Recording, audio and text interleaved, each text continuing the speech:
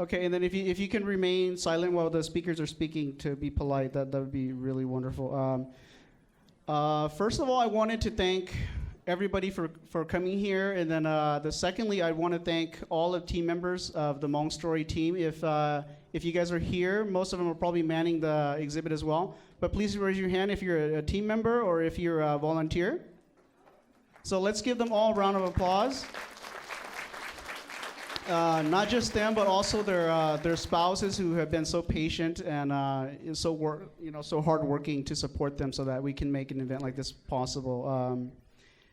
Then, for now on, I'm going to go ahead and start introducing the panelists. Today, I want to have them speak so that we paint a picture of the experience of what it's like to live in the refugee camp. And this is an issue that a lot of our parents don't want to really talk about because it's very traumatizing for them, and a lot of younger kids nowadays, they have no way of knowing because there's never a good opportunity to have that conversation. So we wanted to provide that platform. And even though it's been 30 years ago, it seems like refugees and immigrants, it's a story that's always kind of happening again. Like, we don't understand the histories, the lessons that history has taught us. So today, maybe towards the end, we will have a question and answer session, and then we'll ask the experts on what keeps going wrong with the refugee crisis in the world as well. So thank you guys for all coming again. Today's going to be a really insightful conversation about the refugee camps. So first of all, I'm going to go ahead and have each of the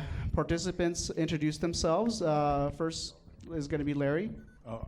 Hi, I'm Larry Berger. I first wanted to thank Lar Yang and the organizers for inviting us to share our thoughts and memories about the situation as it had existed in 1970 forward. I think the exhibition is wonderful, and I really applaud the whole Hmongstory team for your really extraordinary efforts over these past 3 years in putting together a program that really shares and is a very accurate portrayal of the conditions and what your forefathers went through, and some of you here went through. And I also think it's an important lesson in the history of our country right now. I spent 7 years in Thailand and Laos from 1968 to 1975, first in the Peace Corps in Thailand, where I did rural public health and sanitation.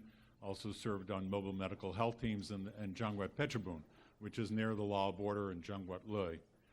After doing that, I went to Laos and was hired by Pop Yule to be part of the Refugee Operations Office of Refugee Affairs in Ban Son, in the southern end of the Plain of Jars. At the end of 1970, Sam Tong, the original base towards the northern end of the Plain of Jars, had fallen in March of that year. So I served in that program all of the rest of 1970, and all through most of 1971. I then switched my program after having returned briefly to the United States, and came back to be the principal healthcare advisor to a program of the establishment of a national detoxification center for the treatment of voluntary opiate addicts, something that you'll hear more about. We also supported a program at Wat Tam Kabok, which is tied into the refugee program as the story unfolds. So I spent the rest of my time in Laos until May of 1975 working on that program, giving an opportunity for thousands of addicts who had come down from the mountains and had been refugeed in the lowlands and near Vientiane, those also in Ban Hui Sai and San Quang, an opportunity to be treated at our medically supervised detoxification center or at Wat Tam Kabok. Thank you.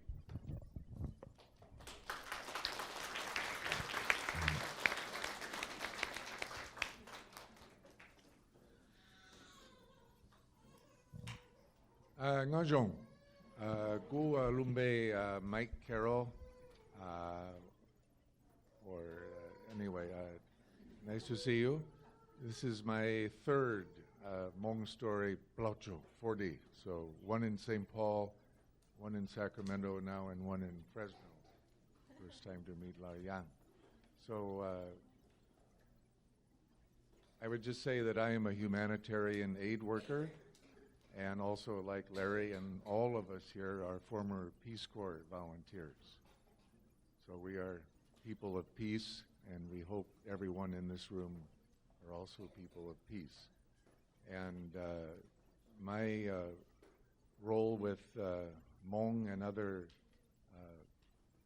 refugees in Thailand began with a nonprofit called World Vision. And so my role in Lao camps in a program of humanitarian aid, nothing about politics, was in education, basic education. Probably some of the older Hmong people, women or men here, used to attend the school in Ban Vinai, for example. And so, and then also involved in skills training such as soap making and water jar storage making from clay and cement rings that went in maybe 3 to 5 meter, that's 15 feet for you. Hey, Mike, can you hold it up closer to you?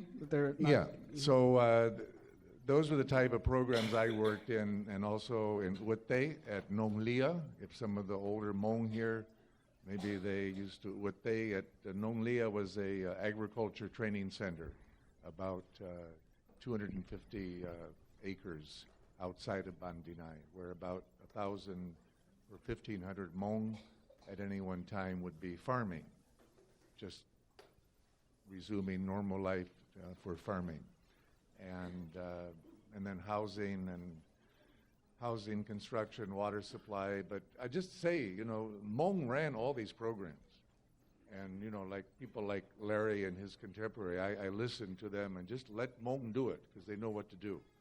So I think for us in direct aid was just get out of the way and let the Hmong do it, because they're, you are all very skilled, and your foremothers and forefathers were very skilled. So that's my background.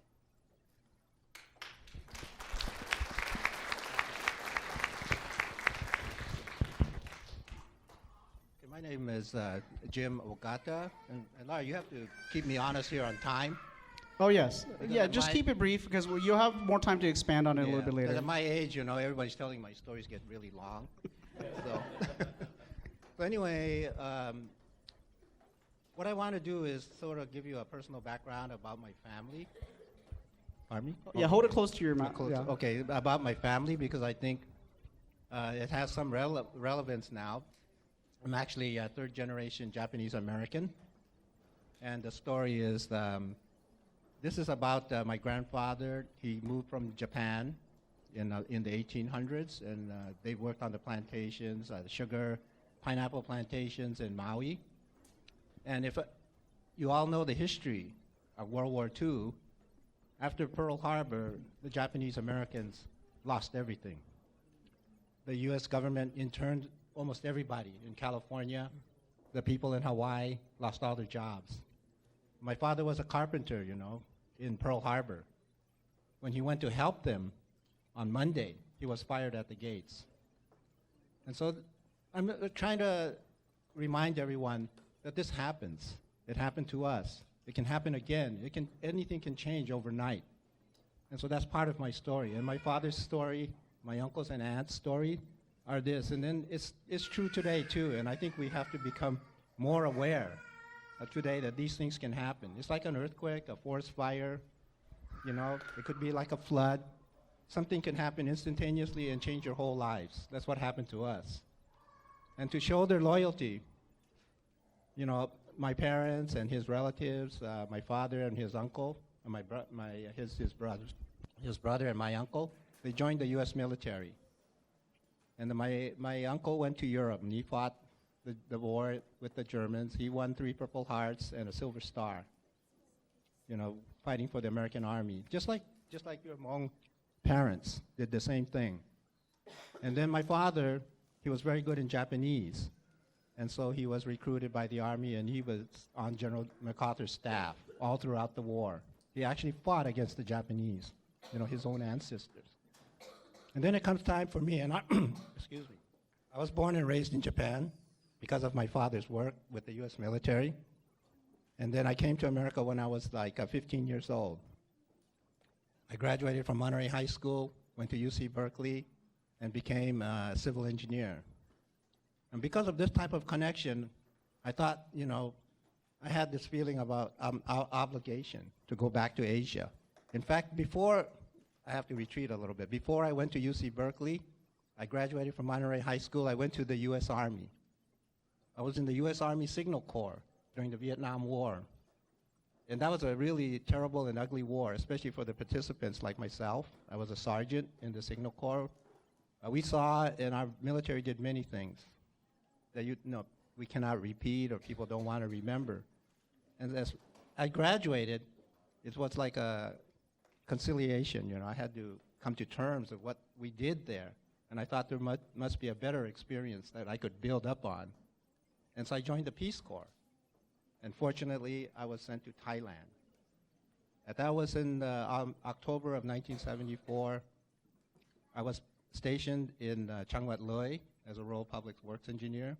The war was still going on. There were many military bases in Thailand. They were taking off in Ubon, all the jets, all the bombers, all the helicopters, Ubon, Khon Kaen, Korat. There were many bases there. Mataput, the big Navy base. And so that's, Mike Carroll was there too, because we were there about the same time, 74, 75, when the war ended. And when the war ended, and you'll see the same pattern being repeated today. The military just left. That's what happened to the Hmong people. That's what happened to the Cambodians. That's what happened to the Vietnamese. They were abandoned by our government. Some of us, most of us were Peace Corps volunteers. I was on the Mekong River that time. They asked me what I wanted to do. I said, I have one motorcycle. I can't make it to Bangkok on one tank of gas, so I'm going to just stick it out.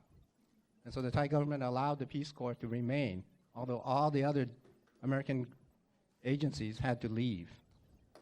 And that's how we started. And when I was there, and then in, let's say, coming back to the Hmong refugee camp type experience and story, in 75, most of the American agencies that left, okay, I'm getting too long.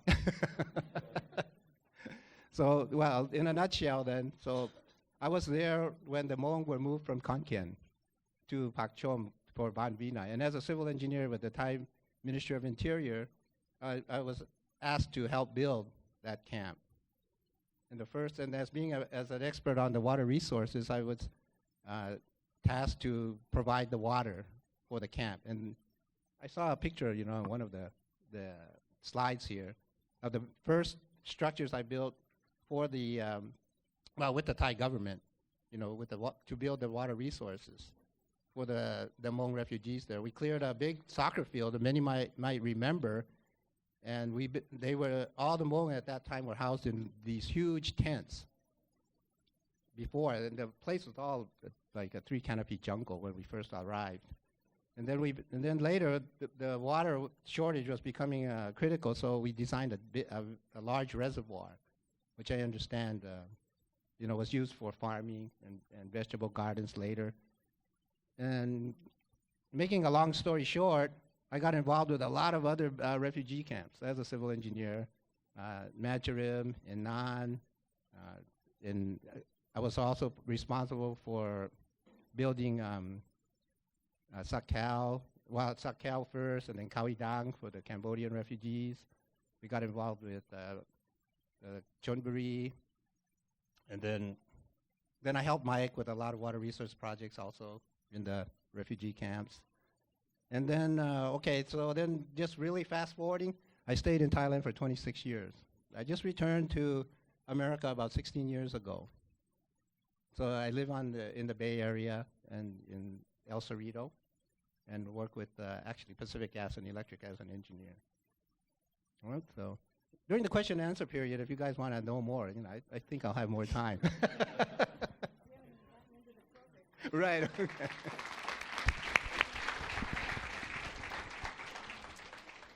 Ngao Zhong. My name is Charlene Day.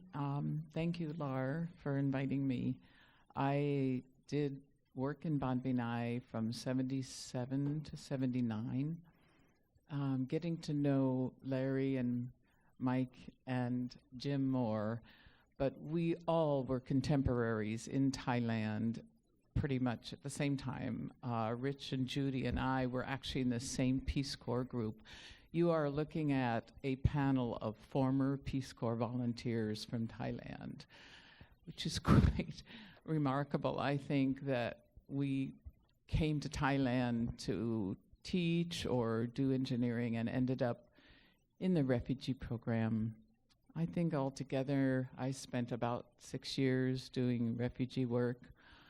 And after Ban Binai, came back to Washington, D.C. and worked at the national level to help sponsors understand the cultural aspects of the people that we worked very hard in the camps to send. We worked in processing. We did the actual immigration processing to make sure the story got told correctly to the immigration officer so they would be approved and could come to the United States without any questions or delays or things like that. We worked really hard to document the story of your grandparents and your parents. So I think the exhibition is remarkable to me. Having lived in Washington, D.C. for about 17 years, if you ever go there, this is equivalent to the Smithsonian or the National Geographic. It's a remarkable exhibition. The stories that are told by these pictures, these movies, are more than anything I could possibly share with you today. It's a remarkable exhibition. So thank you very much.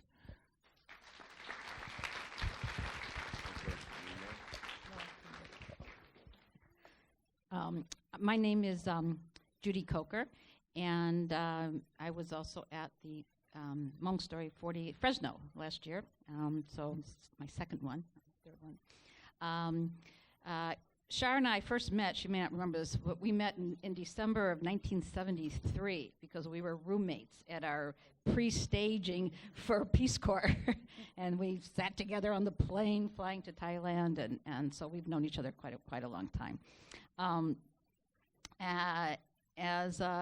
We'll talk a little more about the history, but we were Peace Corps volunteers from 1974 to 1976, met Rich then too, and as we were finishing our Peace Corps assignment in 1976, we got word that the U.S. Embassy were looking to hire some people to do start up a resettlement program, and so we showed up and met with the State Department person, Lionel Rosenblatt, who some of you met last at maybe the Hmongstory 40 in Fresno. He was there. And he hired a sort of a small team to basically figure out how to identify eligible cases for the U.S. There really was no system in place at this point. I remember he gave us a yellow legal pad and said, go find all the category 1, 2s, and 3s in this camp. So that's how we were started with the criteria was kind of fuzzy, going into a bit later. But I started that thinking this was going to be for about 6 months, and it turned out to be 11 years. So I worked from 1976 to 1987 in the refugee program, and not only in Thailand but also in the Philippines. We set up an office in the Philippines, and we'll talk a little bit about that, but I don't think any Hmong went through the Philippines, but this was a second asylum camp that was set up there. So I did 4 years in the Philippines, and then back to Thailand for actually I was there another 16 years, but about 5 of those years were with the refugee program, and then I worked for USAID and other things. Just came back from Thailand about 2 years ago. I also spent about 26 years there too, but over 4 different periods. And returned 2 years ago and now live in the Bay Area. I live down in Half Moon Bay, which is a lovely little town on the ocean. So that's me. And Rich has the longest refugee tenure probably, so we'll give him some time to talk too.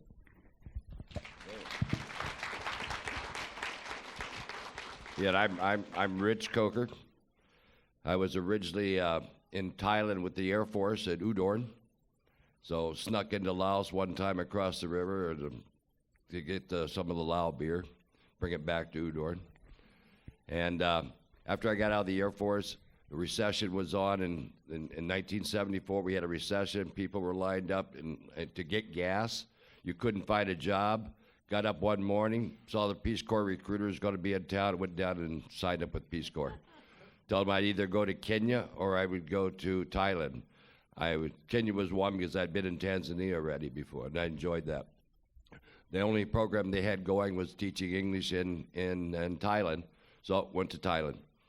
2 years later, we were getting out of Peace Corps. We were out processing at the Peace Corps office. There was a big note up on the board at the Peace Corps office saying, if you're interested in working with refugees, please call Lionel Rosenblatt. We'll call. We made $90 a month in Peace Corps. We got $600 a month working with refugees. We were able to save all of it for the most part. After that, we were 3 years doing that too. I covered, at that time, 76, 77, I was sort of the roamer for the office. Lionel would say, we need somebody to go up to Major Rim. We needed somebody to go to Cheng Kam, and see if they really want to go to the United States or not. So they'd send me up there because the U.S. consulate was not being very cooperative. As many of you who were there at the time knew, there was little or no support from the U.S. government for Indo-Chinese refugees. As was mentioned a little bit earlier, the government just wrote them off. Military left. That was it. So I went up there, and then a little bit later, boats started coming. So they would send me up and down the border. Wherever a boat would come in, I would go down and meet with the Thai Ministry of Interior, go to the boat, see who was on, if they had any relationship to the United States, etc. Did that for a couple of years, and then I switched to IOM. At that time, you all knew him as ICEM, the Intergovernmental Committee for European Migration, and you all have had experience with that. And so there's the bag. You all recognize the bag. That's the newer version, though. But so I ended up going to the Philippines, and I was in the Philippines for 5 years. We built a refugee processing center. I think we had one group of Hmong who did come there, but it was decided to do English language training, cultural orientation for the Hmong at Panatnicom. So it was done there, and the Vietnamese and Lowland Lao and the Cambodians all came to Morong. It housed up to 17,000 people. They'd be there for six months before they would continue on to the United States. It was a sad day when the refugee program came to an end because now you had to go to some difficult countries. If you're going to work with refugees, Bangkok is a great place to be. Thailand's a great place to be. Vietnam's a great place to be. Now suddenly I had to go to Somalia. Now it's a little bit more difficult. I mean, you were in a house, you had 5 armed guards. You could not walk the 100 yards from the office to there. You had to have an armored vehicle with 2 armed guards just to go that 100 yards difference. And so I was there for a while. I ended up then to Cuba, once for Haitian refugees and then for the Cuban refugees who came out. So I was in Guantanamo for an extended period. Then I went to Bosnia for 2 years, right after the date in the peace accord. They opened up Bosnia, and we started, basically that was bringing refugees who had fled Bosnia during the fight with the Serbs back to Bosnia. We had a return of talent program. And so then that was over, and basically I was pretty much in 1999, I retired, came back, then they asked me to go to Albania. So I went back to Albania for a year, working with Kosovo refugees. And there's a common denominator with anytime you work with refugees, there's a lot of similarities. And it's very, very important for people that do work with refugees to start understanding the similarities. Because one refugee group, in this particular, your group, you can help the refugees coming in now from Syria. There's a lot of similarities in the government. In 1976, there was no support for Indo-Chinese refugees to come to the United States. And people like Lionel Rosenblatt, McAllen Thompson, Jerry Daniels pushed it through and got permission to do it. And it was only until Jimmy Carter became president in what year was that? 77. Jimmy Carter said we owe a gratitude to Indo-Chinese people who we worked with, we fought with, And by gosh, we're going to take 14,000 a month. And they set that up, and you're all here because of basically Jimmy Carter, Lionel Rosenblatt, and them. Thank you. Okay, pal. So now we're gonna play a short video, and I wanted to. We're gonna start this to kind of paint the refugee situation in Laos, because I think Hmong people started leaving China in the 1800s as refugees. Then they came into Laos. They lived in the highlands. They were also refugees in Laos, and then before they came into being refugees in Thailand. So to paint the picture of what was happening in Laos, we were very lucky to run into a gentleman called Galen Berry a couple years ago, and I didn't really know my story until I went through his first collection of photos. So unfortunately he passed away last year from a very tragic accident. So we made a short video to kind of honor his memory, but then also tell the story of the Hmong refugees during Laos. Okay, Paul, you ready?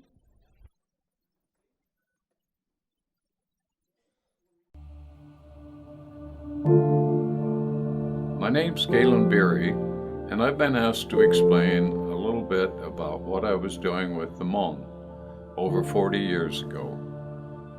I would take a camera out, and I shot many, many pictures. It was not like today. You couldn't just show them a picture immediately. You had to go down and have the picture done in Vientiane and bring the pictures up and hand it to them. And I didn't realize then that I was recording the history of the Hmong people for the years that I was there. The Hmong lived in very high places on very isolated hills. One of the problems is, while you can build a village by bringing bamboo and other things up and putting a ring of trenches around to defend yourself from, the ground is not particularly good. You slash, burn the trees, you plant the rice, and burn the rubbish that is cut. And you can get 1, 2, maybe 3 harvests of the hill rice, but after that, you have to move on. The villages were quite isolated, but with the airline, basically, that we had flying back and forth, and 2 and 3 days marches, you would be able to begin connecting with other Hmong in this giant network of a Hmong nation. When they arrived in Samtong for medical treatment and were ready to go, they would often just go to the airport. And the rationale made sense.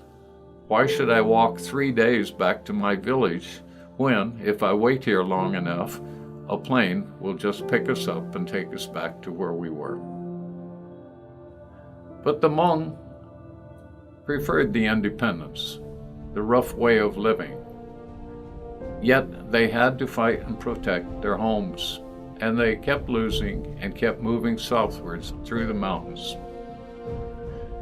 There was a lot of fighting, there was a lot of running, there was a lot of shooting, and there was a lot of dying, and I never learned the name of more than 1 or 2 airplane pilots because they had quite a high mortality rate. We had 2 groups that we flew in, primarily Air America, and the other was known as Continental Airlines, and they worked for the boys next door. We delivered rice for the 2 years that I worked with Pop, helping people go to a new area and get started in a new life.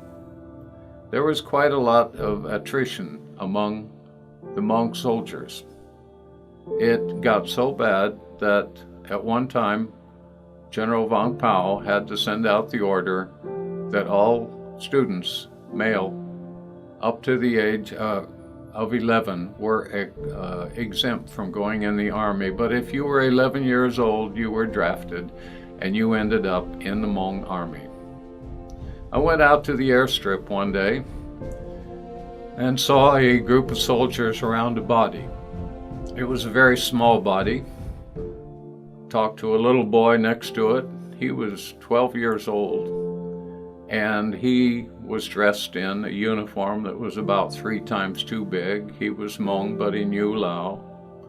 And he said, "That is my friend, Li Gao. He and I both joined the army a year ago when he was 10 and I was 11. And he was killed this week, and I am flying back with his body to the village that he came with." His rifle accompanied him, a small carbine suitable for that of a boy. The larger rifles went to taller, more grown-up men. But a helicopter or a plane picked up the body, and they picked up the gun, flew them back to the village. He was buried, and his carbine was then handed to the next boy that took his place in the Hmong army. I had an assistant, Lee Sang, and I said, "Lee Sang, I have a camera here. Why don't you take some pictures?" And I showed him how to operate it. And several days later, came back, and Lee Sang had taken a roll of pictures, and I took them down and had them printed.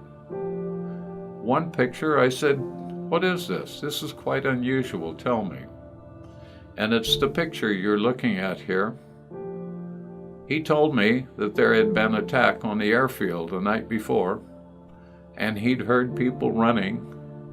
And the next morning, after everything was under control, he went out to the airfield, and just to the edge of the airfield found a woman who had been sick and come to Ban Son to have treatment. She and her husband and child had gone out to the airport, and when the shooting started, they picked up everything and ran, and her husband and her child had been hit and killed. The next morning, they were sitting at the airport. She had a blanket over the bodies, and she realized that she needed some money to buy something to eat for breakfast, and she reached down and she pulled the blanket from her husband and child, took some money out of his pocket, and then began to realize again that she had lost her husband and child in this long, seemingly never-ended war, and began to cry.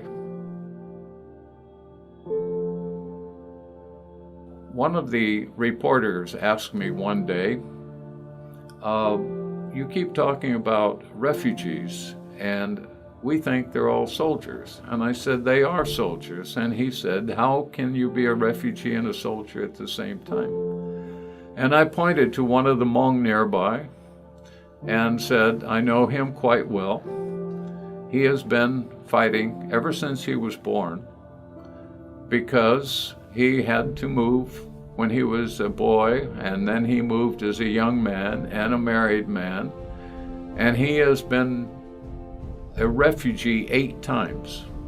Now, he is also carrying a gun, because when the enemy comes in one side of the village firing a gun, you usually like to have a gun to shoot back as you grab the wife and the children and your items of possessions, your baskets and the pigs and the chickens. You like to have them, and you flee south, but you also try and defend yourself as a member of the army. So tell me, is he a refugee or a soldier?" And I say he's both. One man that I had pointed him to had been a refugee 8 times. And here he was.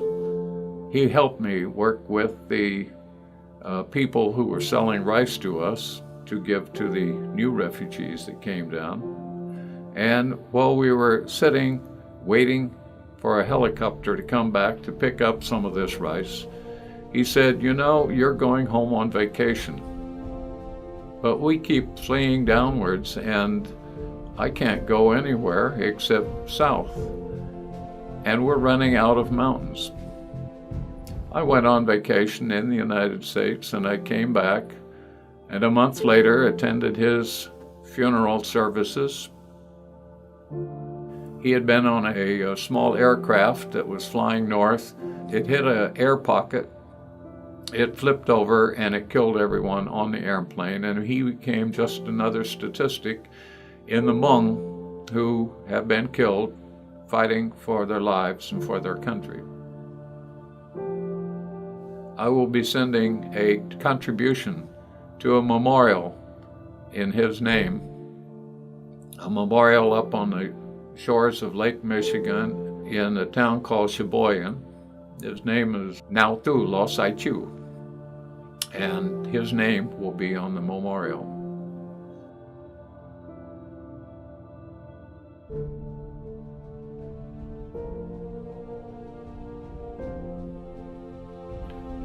But the story I remember most intimately and says a lot for America was a young couple that came up.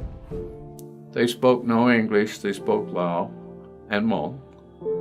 And it was a young boy and his wife. He was probably 20, she was probably about 19. And you looked at them and you knew from their clothes that they did not have very much. And the customs official says, "What do you got in the bag?" And they pulled open the bag. And in the bag was a little pot with a lid, 2 spoons, a few pieces of clothing, and a toothbrush. And the man said, "Whose toothbrush?" And they both grabbed the toothbrush together, holding it between them and looking at us. And the man said, "How much money do you have?"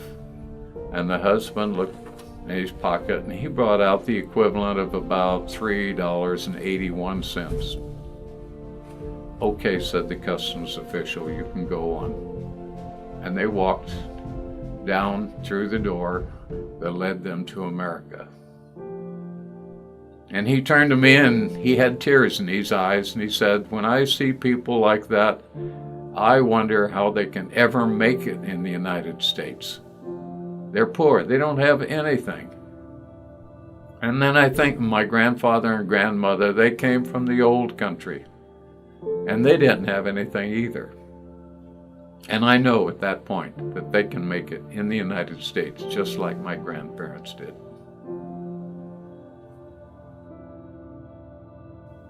It's a long and very uncomfortable history. The plight of the Hmong shows how much people will resist oppression, and I can only rejoice in that so many of them were able to do so and come to the United States.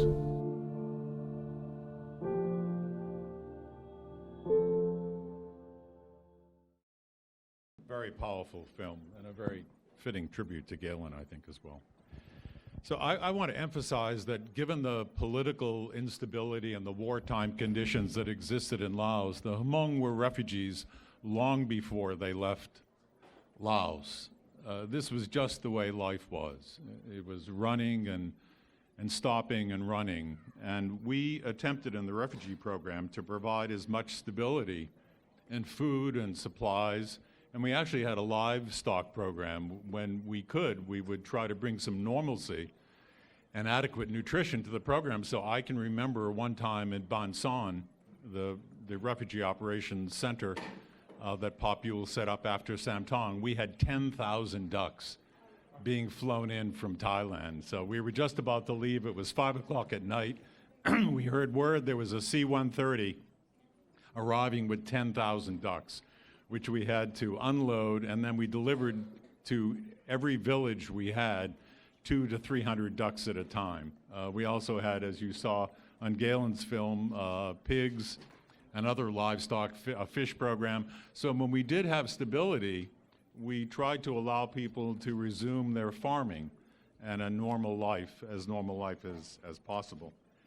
The other thing, speaking to the establishment of the National Detoxification Center, in 1971, the government of Laos was asked to create a suppression program to try to interdict supplies, stop supplies of opium and other drugs that were being cultivated in the Golden Triangle and the Plain of Jars and being transported to Vietnam and other countries. the government of Laos, in its wisdom, said, if you want us to do that, please give us a treatment capacity. Please give us a way to help people who had been addicted to opium. So we established in 1972, with assistance of Joe Westermeyer, who is well known to the Hmong community, Peter Bourne out of the White House, a medically supervised detoxification program established in Vientiane with 27 inpatient beds and a large outpatient capacity to treat people. In the 3.5 years of that program, we treated over 2,000 people and helped them attain better health in addition to reducing their dependence on substances. We also trained Lao workers, and we also supported a program in Thailand at a Wat outside of Bangkok called Wat Tam Kabok, which had traditionally been established in 1959. And through a Ministry of Health support in 1970, along with the Ladies Buddhist Association and Auxiliary, supported that as the first program in Laos to treat voluntary opium addicts. So it had been established early on that this was a resource in Thailand. We continued to support that program in 1973 and 1974, and we sent over 800 people. But because we had to send them in large groups at a busload at a time. We chose people from San Quang, from Ban Hui Sai, from Vientiane, and many of the people who had cultivated opium, who had come down to live in the lowlands, who had no supply of opium, and who had become a particular hardship on their families, signed up to go to Wat Tam Kabok. It was a different program. It was not medically supervised. They used Lao Thai folk medicine. They used herbal medications and emetics to try to flush the body. So that was ongoing throughout the 1970s. And I think it was established in the community that this was a place of safe haven. This was a place that you could go. And the fact that it was a Thai Wat meant that it wasn't in the political spectrum of the refugee programs. And it became a bit of an asylum. So when people left, when the situation in Laos deteriorated, when Cambodia fell on the 17th of May, when Vietnam fell on the 30th, and during May, the situation in Laos was a little bit different. We did not have that kind of a rapid falling of the government because in 1973, there was a transitional government established between the Pathet Lao Communist and the Royal Lao government. And the Pathet Lao actually occupied some of the ministries, the Ministry of Interior, the Ministry of Justice, and so forth. So there was some inherent stability, at least at a governmental level. What happened during the middle of May, as you know, it was negotiated in order to have a reasonable transition that the Prime Minister... Excuse me, guys. Can you guys keep the noise down in the back? Thank you. The Prime Minister, the Minister of Defense, and General Vang Pao were forced to leave the country during May. So the leadership of the country dissolved, but it was not until December of 1975 that the King of Laos abdicated and it became fully communist. During that period, the Hmong felt that they were in an intolerable situation. There was no stability. Food supplies had stopped. There was no other decision for them except to try to follow General Vang Pao to Thailand. And they did in large numbers. During that 6-month period, there were 25,000 Hmong who crossed the Mekong into Thailand, and many of them went to Wat Tam Kabok and the establishment of the first camp in Thailand. So that was the context at the end of the war. It was chaotic. There really was the supplies that had been forwarded by the U.S. government were stopped. The U.S. mission was pulling out of the country. The embassy was closing. And there were just several of us. In fact, my family had to be evacuated during May, and some of us stayed a few more days until really there was no program or reason for us to be there. So that was the end of that chapter in Laos, and perhaps we could stop there. Okay. So before we get too far into the next section, which is into Thailand, do you guys have any questions about Wat Tam Kabok and about the Laos? Let's do a couple questions and answers so we break the pattern. Larry, it certainly is an honor to be here and listening to you and to know a little bit more about Wat Tam Krabak. I used to run an MAA here, and I was involved in the resettlement of the refugees in 2004. So this certainly provided some context to that situation. So one of the questions that we ran into during that time was that there was a lot of people who asked us to verify their refugee status. And I'm just wondering if those information are anywhere, because a lot of people had T numbers, but they couldn't find it. And I'm just kind of curious because of exhibits like this, if those records are anywhere that we can look at. I'm not aware of, again, I would draw the separation between relief efforts and resettlement efforts. Relief efforts are relatively straightforward. It's a question of logistics, it's a question of intelligence, and it's a question of trying to support people as you find them and understanding who they are and where they're going. When you get into a resettlement program, it becomes political. And those are questions of bureaucracy and the willingness of governments to step up, and that's just a totally different story. And I think what you experienced is more the norm than the exception. Thank you, Lawrence. And then Lawrence was there early in the 60s when Wat Takabok was just born as a necessity to treat opium, but he was never there towards the very, when they closed Ben Vinai, and the only place left for Hmong refugees to go was Wat Takabok. He was missing out of that picture. He was there at the very, very origin. So, any other questions?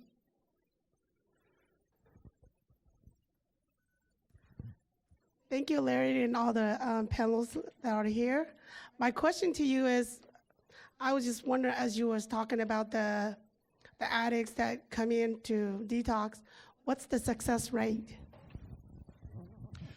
In general, I would speak to our success rate in Laos. First of all, this was a needed facility that had never been provided. The people that came were voluntary. We found on doing follow-up that if someone had been separated from the source of the opium, they tended to do better. You have to remember, traditionally in Laos, opium has been cultivated for thousands of years. It has been used for medicinal purposes. There were very strict cultural mores around the use of opium for tuberculosis, for pain, and so forth. And it was generally not a problem. It became problematic in Vientiane when people couldn't grow it and they still needed to consume it when they had become addicted. So I would say we took statistics for 2.5 years. Our success rate, we felt doing follow-up that over 50% of the people did not become re-addicted, which is quite good. We started to do follow-up with the Wat Tam Krabak, and we discovered a very interesting thing. Because people had to go in groups, when they returned home, they had a natural support system to prevent one another from going back to addiction and to try to get more involved in community life. So each program is quite unique. I would say in general that we did a great service for people in terms of their overall medical condition, in addition, because opium tends to mask a lot of medical problems as well. And we tried to encourage the government of Laos to continue the program, which it did not, unfortunately, and I'm sure it's coping, however. In fact, I don't know today what the state of addiction treatment is in Laos. Okay, we have time for one more question. Anybody else have a question? Just one matter to mention, historically. I'm a big believer in history. And, for example, please see Wikipedia, Laos Civil War as one source. But the matter of opium, I work in Laos now and for humanitarian organizations. And there was a presentation. The French keep incredible records. And there was a presentation was related to that matter with nonprofits. Mike, hold it close to the... Okay, the point is this.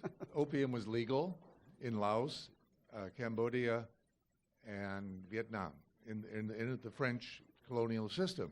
It was a state enterprise, okay? It was promoted, and it was in Laos, it was 80% of the income to the French, colonial administration was from opium sales. So put that in context, that, it was a promoted legal crop into when, 73? Yeah, so that's just... And a lot of it, you think that the elders, they grew opium to kind of consume it or whatever, but the reality is they were growing it to manufacture it into penicillin, which is sold worldwide as for treatment and medicine. So that's the purpose why the French, they influenced that in Indochina and then harvested there for a global market, right?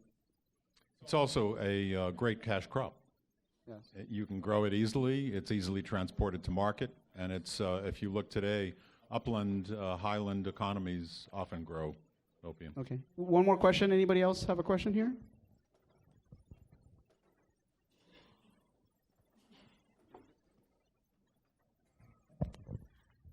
What I have to thank everybody for being here. I mean, this is such a great information for some of us here.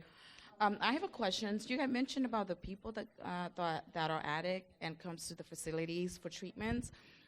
What are the ratios between men and women, and then also young and old?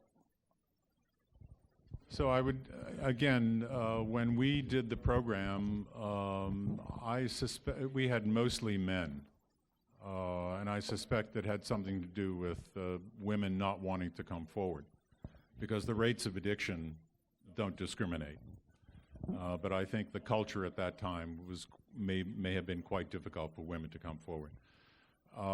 There was a very even distribution of age, and we even treated European and American travelers that had been coming through Laos. So there was, in that regard, addiction does not discriminate. So we had a very wide distribution of ages, but much more men, predominance of men. Okay, Larry, we're going to go ahead and close up the session about Laos. Were there any other talking points that you wanted to mention? No, I just, there's a kind of a historical point of interest. Some of you may have seen the Air Operations book in the Secret War section, which belonged to me when I was there. And I wanted to say we had, Air America provided the transportation. There was no road system in Laos at the time. There were villages, and each village either had to have an airstrip or a landing zone. That's the only way you got in and out, unless you wanted to walk for 5 or 8 days. And people used to express how far villages were by the number of days. So we used Air Uber, basically, to go everywhere. That was civilian transportation, it was medical transportation, it was rice transportation. And I think you have to understand that Laos was a very different place, totally isolated. And we tried to support the civilian population, the civilian dependents of the military, wherever we found them. And we used to fly out, especially during the dry season, to see who was migrating on the road, drop in, understand who they were, where they were going, what their needs were, and then we would distribute supplies. So it was a very tenuous day-to-day operation that took a lot of people and a lot of effort. So what he's talking about is inside the exhibit, the Secret War Room, you will see a blue booklet, and there's pages in there. Over 300 Lima sites inside Laos were all detailed in that book, including Long Chang is a Lima site, Sam Tong, and very other ones. But it's a whole network of all the Lima sites. You know, the elders called it Kaitahana, but that's what they were. And then Lawrence contributed that to the exhibit, so you can view that also in the exhibit. A very important, critical artifact, okay? So now we're going to go ahead and transition into the the Hmong refugee camps experience. And to play it, we're going to play a 60 minutes documentary that they did. And this was produced in 1978 to kind of prepare Americans who were sponsors to a lot of the Hmong and a lot of the Vietnamese and Laos who were coming into America. So it was kind of a way to bridge and prepare America for those. So we're going to go ahead and play it. And then Mike Carroll is also in it. And then as soon as it's done, I want to ask Mike Carroll about what his famous quote is, okay? And then how he came up with that, or if he had been thinking about that for a long time. Our Secret Army is the story of a remarkable and little-known group of those refugees, the veterans of our so-called secret war in Laos. For 15 years, the U.S. fought a secret war against the communist Pathet Lao and the North Vietnamese, not with American troops, but with native Laotians instead, tens of thousands of them, Hmong tribesmen. We used to call them the males, but they don't like that name. To them it sounds like Guk or Slope. Hmong means free men, they say. And though some few of the Hmong fought on the side of the communists, the great majority fought for us under the direction of and on the payroll of the CIA. When we lost the war, the North Vietnamese took Laos under their control, and ever since, the Hmong, the soldiers and their families, have been fleeing to the only haven they can find, to northeast Thailand across the Mekong River. But thousands of them hope desperately that Thailand is but a way station for them on the road to the land of their old ally, the United States. Twilight on the Mekong River near Nong Khai in northeast Thailand. And across the Mekong, communist Laos, effectively ruled by Vietnam. At this moment, just beyond those river banks, there are scores of Laotians, men, women, and children, planning their escape, planning to slip into that river tonight aboard logs or makeshift rafts, or even with lengths of bamboo underneath their arms like water wings, to make their break to freedom, either tonight or tomorrow night or the next. They've been coming across the Mekong at the rate of 4,000 a month, and 1,000 of those each month are the Hmong. In fact, that very night, 50 miles upriver, a group of 170 Hmong refugees came across the Mekong. We found them by chance the next day, men, women, and children, camped in front of the local police station. How many? Our companion and guide was Edgar Pop Buell, an old Laotian hand who worked with the Hmong for the U.S. government. How long had they been walking before they came across the Mekong? 20 days. 20 days walking. Why did they come? The leader of the group told us they had been driven from their villages by Vietnamese and Pathet Lao troops, their crops destroyed, their homes burned. And they said they had also been hit from the air by a strange chemical, either powder or gas. Airplanes did drop gas on these villages? Many of them had felt dizziness, sore eyes and throats, nausea and diarrhea, and worse. Did anybody die as a result of that? 6 people. 6 of them had been killed. And they said there were 400 more from their villages waiting at that moment on the other side of the river for a chance to cross. The Thai Police Detention Center at Nong Khai, where we met hundreds more Hmong who had in recent days crossed the Mekong. This group started out with 93 people. Only 26 of them made it to Thailand. Many of the refugees said they too had seen tribesmen killed by chemicals dropped from the air. Look like a small raining. Look like raining. Looks like rain coming down? Yes. Was anybody hurt? Did anybody get dizzy or vomit or die?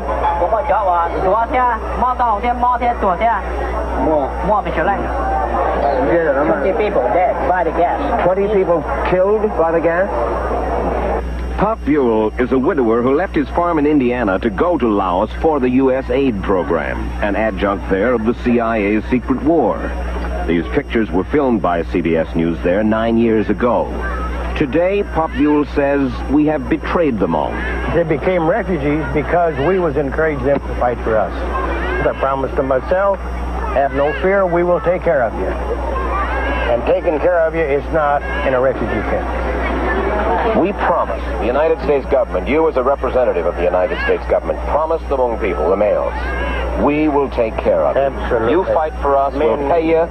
If we win, fine. If we lose, we'll take care of you. Absolutely right. And I think they still have that faith in us. Who are these people, the Hmong, and what debt, if any, does the United States owe them? Hmong tribesmen meeting recently at a refugee camp in Thailand. Just a few years ago, many of these same men were officers in the secret army. They were valiant, resilient, dependable fighters on the side of the United States in the Indochina War. Under terms of the Geneva Agreement of 1962, all foreign powers agreed to pull their troops and military advisors out of Laos. But both sides ignored that agreement, and President Kennedy ordered the CIA to recruit the Hmong. The CIA would provide arms, training, salaries. Hmong General Vang Pao would provide the troops, and of course the casualties.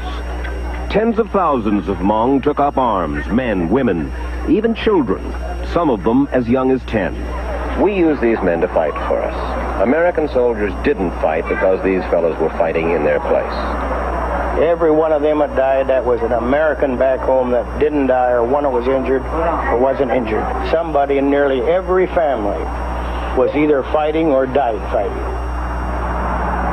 At the height of the secret war, the CIA base at Long Chen reportedly had one of the busiest airports in the world. Hmong, Lao, and CIA pilots flew thousands of dangerous rescue and ground support missions.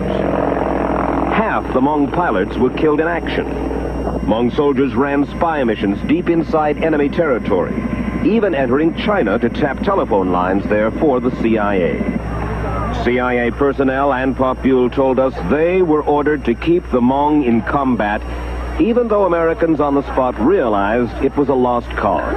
We kept these guys fighting for us. That's right. Even after you and a lot of others thought it was pointless. That's right. By the time the U.S. finally pulled out in 1975, the Hmong had been decimated. Out of their total population in Laos of no more than 350,000, 10,000 had been killed, tens of thousands more wounded.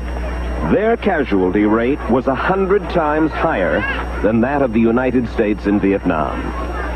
But though the Indochina War has ended for us, for them it still continues. State Department officer Lionel Rosenblatt directs the American refugee effort in Thailand. I asked him why the ferocious communist attacks on the Hmong, even as they leave. Why kill them on the way out? We can only theorize that there is a real fear on the part of the authorities in Laos and the North Vietnamese that the Hmong will come back to fight another day. They have a distinguished record of fighting. There's a long history of animosity between the Hmong and the Vietnamese. Is there any revenge involved because they worked for CIA, because they worked for the United States government? I would assume there's a great deal of that having worked for almost 15 years for the United States, that these people are still seen very much as our accessories. What happened during the war in Laos was that the North Vietnamese were stalled very effectively by the Hmong, and that war is now continuing. The full strength of the North Vietnamese army is being brought to bear against the Hmong in their village areas in Laos. You get more of an idea of how rugged has been the Hmong's escape from Laos at the hospital in the United Nations refugee camp at Nong Khai. Levi Roque, a Philippine doctor who works for the International Rescue Committee, told us what a toll the escape had taken on his patients. Pneumonia and malnutrition case. And this is a case of malnutrition also with pneumonia. And this is pneumonia also. And that patient is suffering from severe malnutrition, dysentery, and pneumonia. You can see skin and bones. The doctor told us about this woman, widow of a man who had fought in the secret army for more than a decade.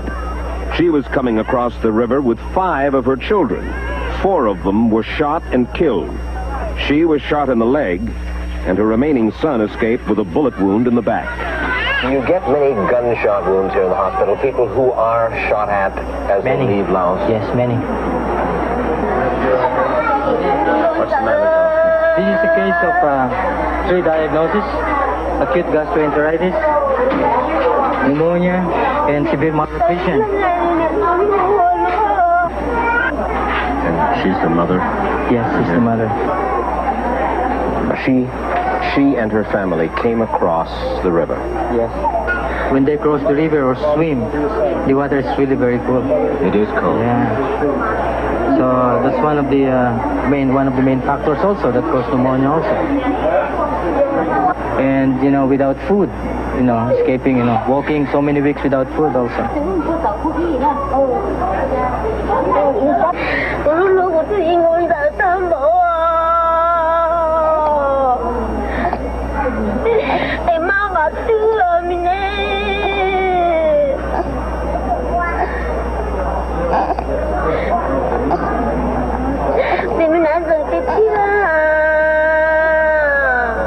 There is no chance for this patient because the patient cannot urinate anymore.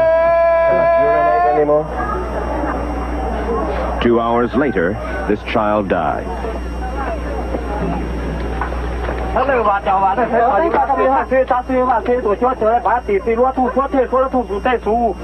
Yet another refugee camp in northeast Thailand and another kind of treatment. A shaman, a witch doctor, tries to exorcise the evil spirits from the baby's body.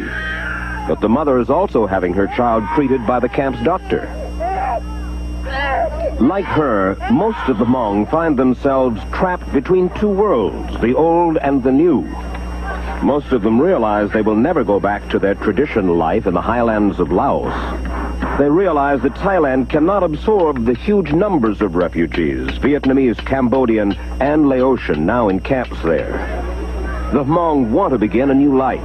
About 8,000 of them have gone to the United States. 50,000 are in Thailand, in the camps. Perhaps 20,000 more will make it across the Mekong.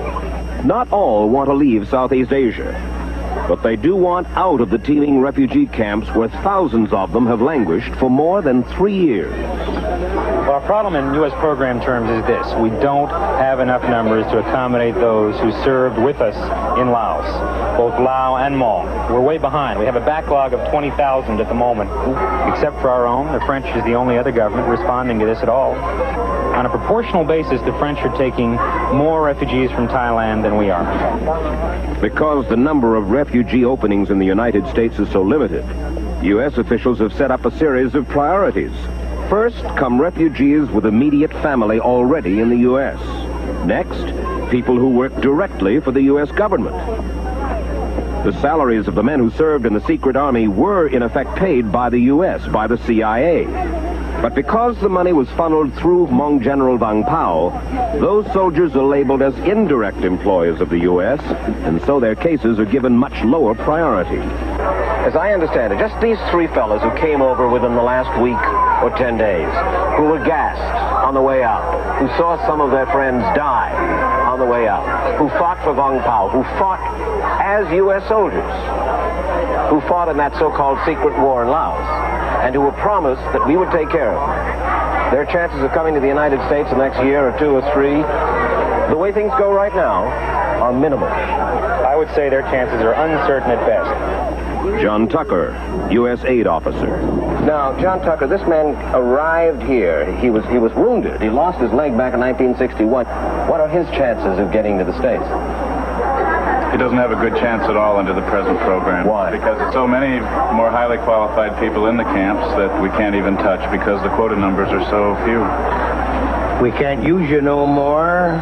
Goodbye, we're finished with you. Dawn in the refugee camp at Loi. A special dawn for 165 Hmong boarding buses that will take them to Bangkok. In a few days, they will be in America, starting new lives in 17 different states. Those who saw the Hmong fight and die in Laos say they are stoic, that they rarely cry or admit pain. But this morning at Loi, it is something different. Almost all are leaving some family behind, cousins, fathers, grandparents.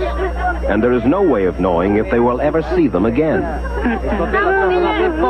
What about the Hmong who have made it to America? How have they fared? From most reports, they have done well. Mike Carroll works in Thailand for World Vision, a volunteer agency. He had just returned to Loi from a trip home to Illinois, where he visited 360 Hmong immigrants in 6 different communities. How are they doing? Well, I think they have adapted the best of all the refugees because they expect the least and they appreciate the opportunity to be in America the most. But they look so much more primitive, let's say, than some of the Vietnamese. Some of these people look really as though they belong to another age. Well, I think these are people that belong to every age. And the Hmong that I saw and all the refugees I saw, 98% are working. They're ready to take minimum wage jobs that Native Americans are refusing now and that employers find very difficult to fill. We are a country of refugees, and this is just the newest group to come, and we've all been refugees at some point or another. It is barely possible that no more of these buses will run after April 30th because the whole U.S. refugee program is scheduled to run out then, leaving refugees in camps scattered throughout Southeast Asia. But almost no one doubts that Washington will renew the program. What the Americans on the scene here want, both U.S. government personnel and the International Rescue Committee people alike, what they want is an expanded program.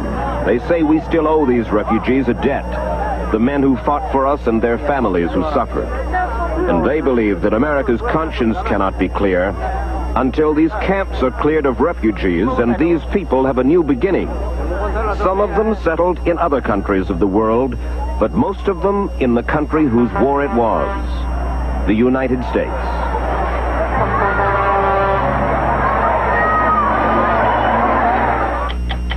So yeah, that video is pretty much summarizes pretty much everything really well. But besides Mike, I mean, I wanted everybody in the audience to really know that a lot of after the war, I mean, basically they just didn't acknowledge that the Hmong really did anything, and it's really the efforts of Lionel who was fighting the tide of, you know, Washington D.C. and they didn't really want to acknowledge anything. Lionel fought uphill battle to really fight to get a lot of the refugees into America. So, hey, Mike, I wanted to ask you about your quote there. Hmong people are people of all times. How did you come up with that, or was that just the last minute thought? Oh, just a moment of genius, I guess. It's the way I felt, you know, and so, and I had been in Chicago and Illinois, my original home, and had seen via Charlene Day people like Tu Fu Vang and this Catholic Relief Service, and my mother worked for them, etc. So that was 78, and later, you know, another group of Hmong had less formal education, and there was the employment rate was probably not 98%, but still, you know, I wanted to tell the truth and, you know, give a positive endorsement to Hmong going to the U.S., coming to the U.S. So, do the right thing. Okay, Mike, and then I wanted to ask you, because you first came into Ban Vinai in early '77 when the first Hmong people were coming in there and things were relaxed. And can you explain the environment of the first couple years of Ban Vinai? Yes, just to put a bit of context, which Jim has mentioned and other people, there were probably 7 to 8 Lao refugee camps on the Thai side of the border, and it was, yeah, I'm sorry, but you know, not all Hmong, okay? So 20, 25, who knows, 30 ethnic groups. And I invited a lot of Mian friends to come today. I'm not sure they came, but prominent among them also were the Mian. And so, but Ban Vinai was the largest. And I first went there in '78. I was doing a summer teaching gig, and Jim was a Peace Corps volunteer at Lily Town. And so that's the first time I went to just to a day trip to see the Hmong camp. That would have been at Ban Vinai in about March '78. I'm sorry, '76. So it was just really early days, very early days. And then, you know, we had some people that asked, how come in Ban Vinai people were able to farm and some people couldn't farm? Early on, there was just really relaxed, you know, no really tight rules. Can you talk about that? Well, Jim would know more because he was instrumental in the setting up of that area. So the Thai government had to allocate land all over the place. And so there was a large piece, what we thought was a large piece of land out in the forest, about what, 12, 15, be about 12 miles inland at what is Pak Chom district on the Mekong River. So, and that was just, you know, dirt and rock road. I mean, not even a road, just like a path, you know, into the forest. And so, and that was a very natural setting, as you see in some of the slides of hills not mountains. But so I don't know. Seemed to be a very cooperative relationship between the Thai government locally there and the resettlement effort. And we did not mention yet the United Nations High Commissioner for Refugees. So all these encampments were under the UN, I can't say supervision, but under UN sponsorship with the host government, in this case Thailand. So it was not the U.S. government playing a direct role in the administration or anything with all the camps. This was under UNHCR auspices. So the point is that that was just a forested area in the jungle, and there were very few Thai Northeast ethnic Lao villagers living there, and so how big was the area? 1,000, maybe 1,000 acres, maybe, something like that. But so, and then as we were talking with Lar a few weeks ago, when I first went to work there with World Vision in '78, March of '78, it was like a big Hmong village, but only about 8,000 or 10,000 people. And I was like, what is this, a refugee camp? Nobody's here in the daytime. Everybody was out farming because, most Hmong rented land from Thai farmers in the area. So it was this nice symbiotic relationship. Poor Thai farmers rent unused farmland to Hmong, who are very expert at cutting down trees and clearing land for Utte. So the Hmong no more Utte. They don't no more UN. So the Hmong in Ban Vinai 78, 79, 77, you all were planting your own food. You were planting rice, the paku, the corn, and to raise the pigs, lingboa. And so, it was a very, not pleasant, but, not bad, and the Hmong always a joke that they fed the UN rice to the pigs, And then as we talked, and Jim mentioned about, I guess the thing I would say is that, please, as you study history and the history of your people, don't look at just Hmong or don't look at just Laos, but look at the great movement, regional, as Larry referred to, that at that time, Vietnam and Cambodia and Laos were in a, similar kind of situations at the end of a war.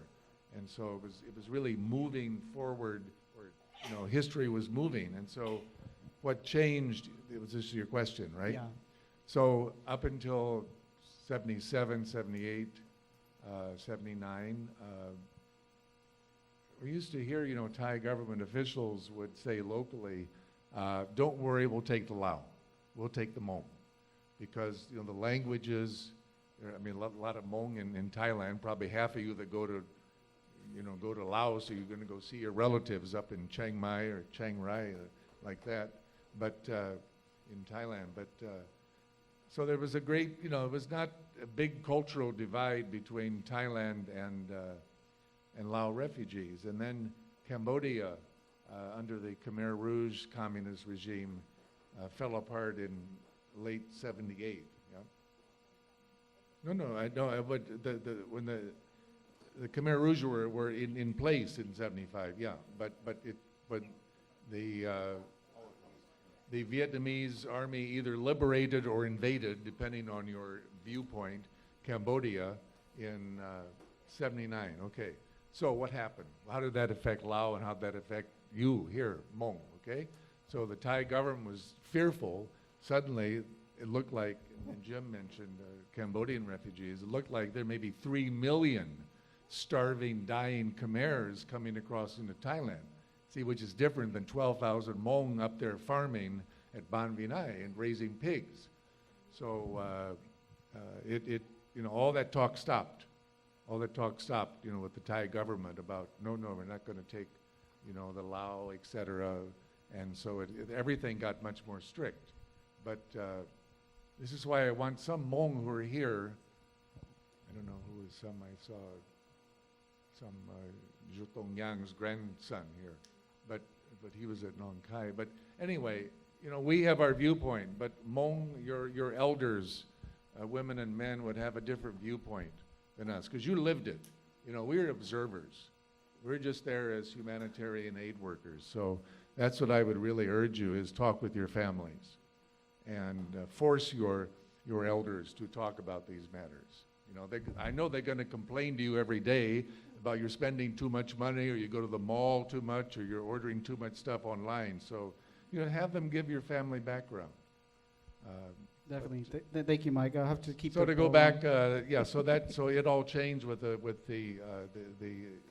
fall of the Khmer Rouge regime in Cambodia, and that's when the resettlement efforts really stalled, and you saw in the video. So what else did you want from me? So I worked in humanitarian aid programs in Ban Vinai, and as I said, the Hmong ran the program, and either UN, or in this case World Vision, or other nonprofit organizations often just financed it. So there was a water supply. You saw those big water tanks, those metal ones, you know. There was one at Sun I, Sun Pe, Sun Pla, you know, and those were deep wells. They're probably gyms that probably the Thai Accelerated Rural Development dug. Those would be like, what, 60 meters deep, but very deep, right? So those were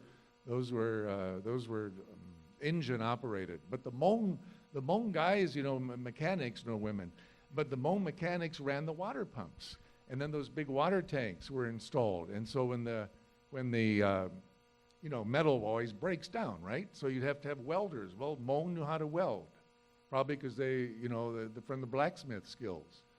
And then for the education, you saw there were some photos of the school, and it was all Hmong teachers. There were 2 or 3 Thai teachers, because there was a Thai curriculum taught in those schools. But so the Hmong really ran the schools, and as I said, there was a Hmong group, you know, of workers that worked on the housing repairs. You saw some cases is it over there? The people building their own housing, and so, you know, the Hmong really built their own housing, and they could go out and just bring bamboo in and the roof grass, and then people built their own housing, and latrines were a bit more difficult, but so it was really the Hmong really operated most of those programs in humanitarian relief. As I said, making cement water well rings to line water well to keep the water a bit, you know, kind of drinking water, household water. It was not water like this, okay? This came much later. But yeah, so that's basically it. The Hmong are very skillful, very clever people, and so those skills came up. And then women were very important as teachers and as nurses and as nurses' aides and other programs in those camps. Not enough women, but it built up gradually because, you know, as Larry said, you know, the Hmong, it's true all over, right? Literacy rates for women were very low, and so that gradually built up. So I guess that's my background. Yep. Thank you, Mike. Okay, so I'm going to transition to Jim. So what happened is at the end of the war, the Hmong only a few Hmong were able to be lifted from Longchang into Nampong. And inside the exhibit, inside the timeline, there's actually a list on display. It was given to us from the Jerry Daniels collection. They grabbed General Veng Pao and they said, please write a list of the names of your closest people that you want to be flown out of Laos. And we have a copy of that list on display there. But basically, they came into Nampong, and then the first group of Nampong, they were going to build Vinai. And so they decided that they're going to build Vinai. And Vinai is actually called Vinai after the general that watched over that area in Loy. And so the first couple groups of people from Vinai, from Nampong, actually went to Vinai to build it. And Jim is actually the engineer that helped to build and design the dam at Vinai. So I'm going to let Jim talk a little about that. Mike.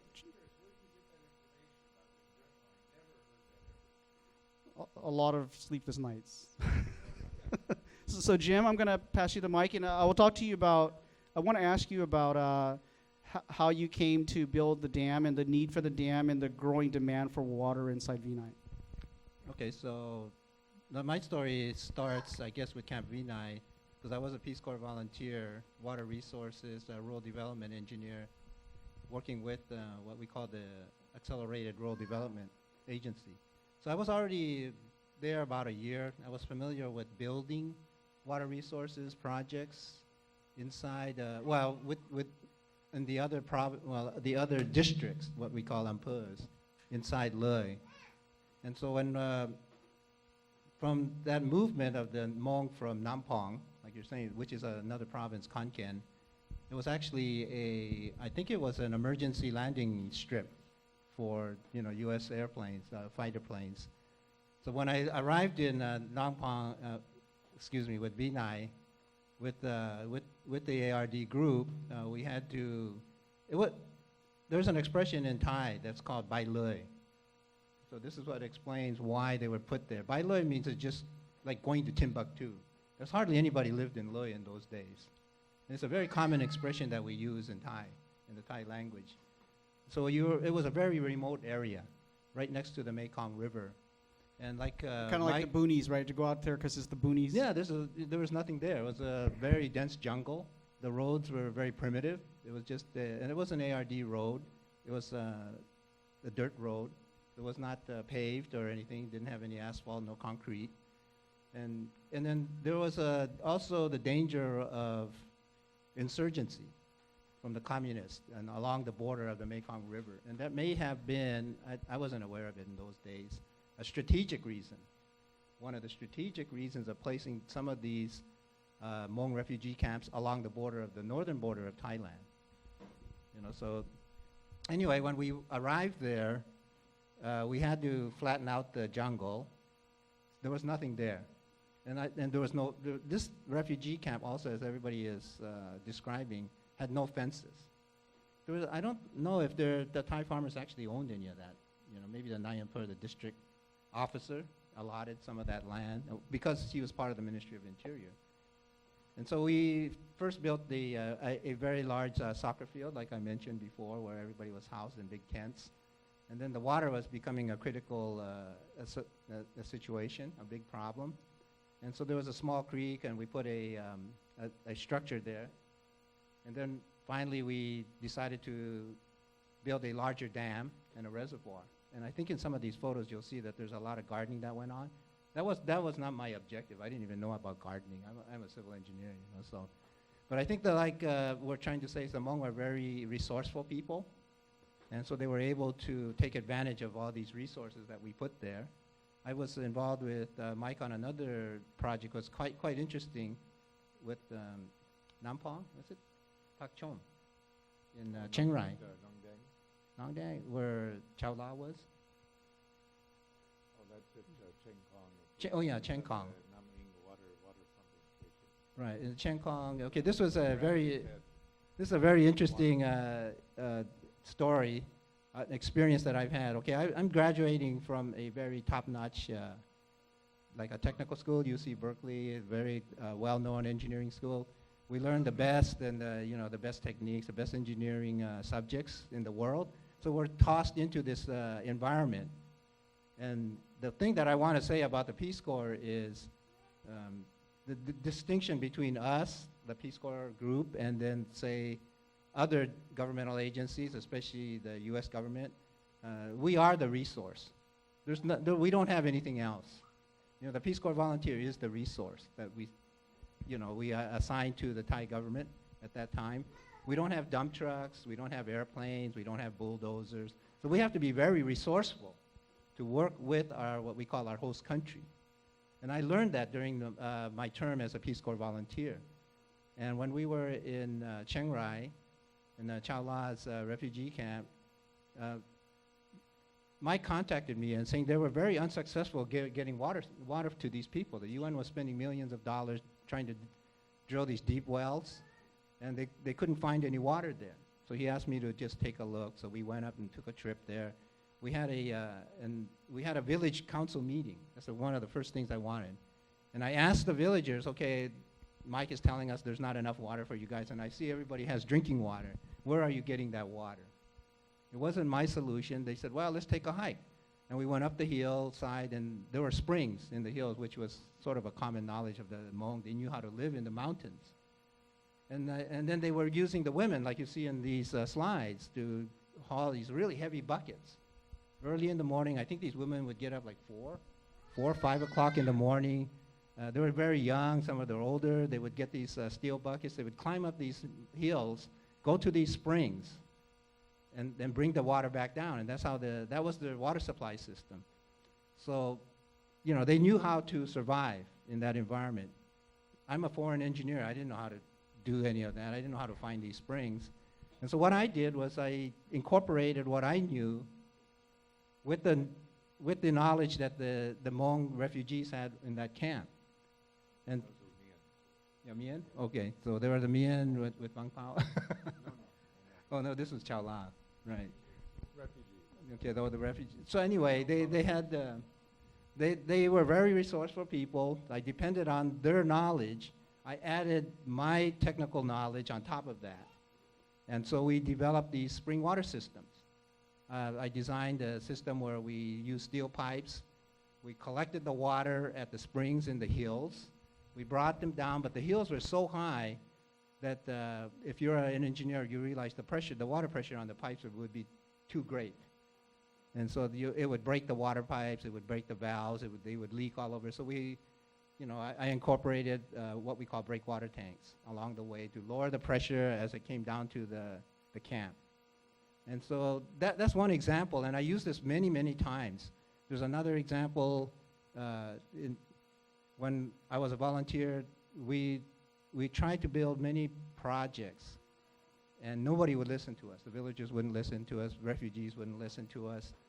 And so I had a lot of spare time. I learned this art called origami. If people that understand the Japanese culture, you fold paper into little animals, little objects. And so I started doing that because I had a lot of spare time, And so I did that in the villages. I did that in refugee camps. And all the kids, because in the Thai culture, they don't have origami. So they thought this was very strange. And then, so all these kids came around and asked me how I do this. And then they started telling their parents that I was a magician. I could make animals out of paper, And that was very strange. I didn't learn this in Berkeley.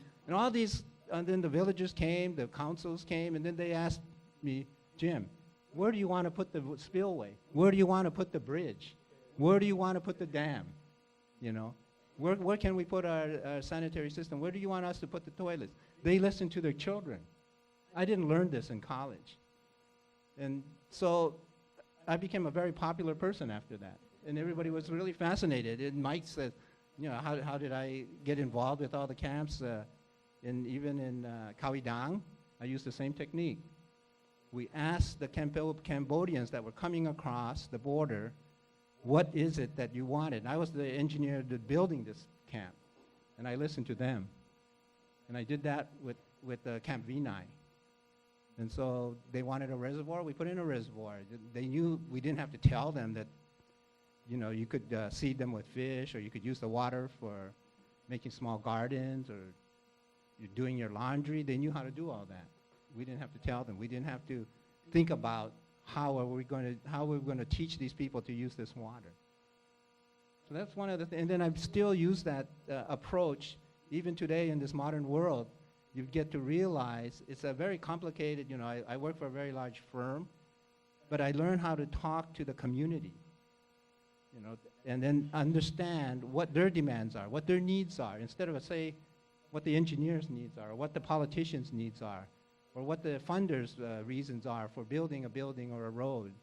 And I think this was a basic skill that I learned a long time ago in these camps, in my experience as a volunteer.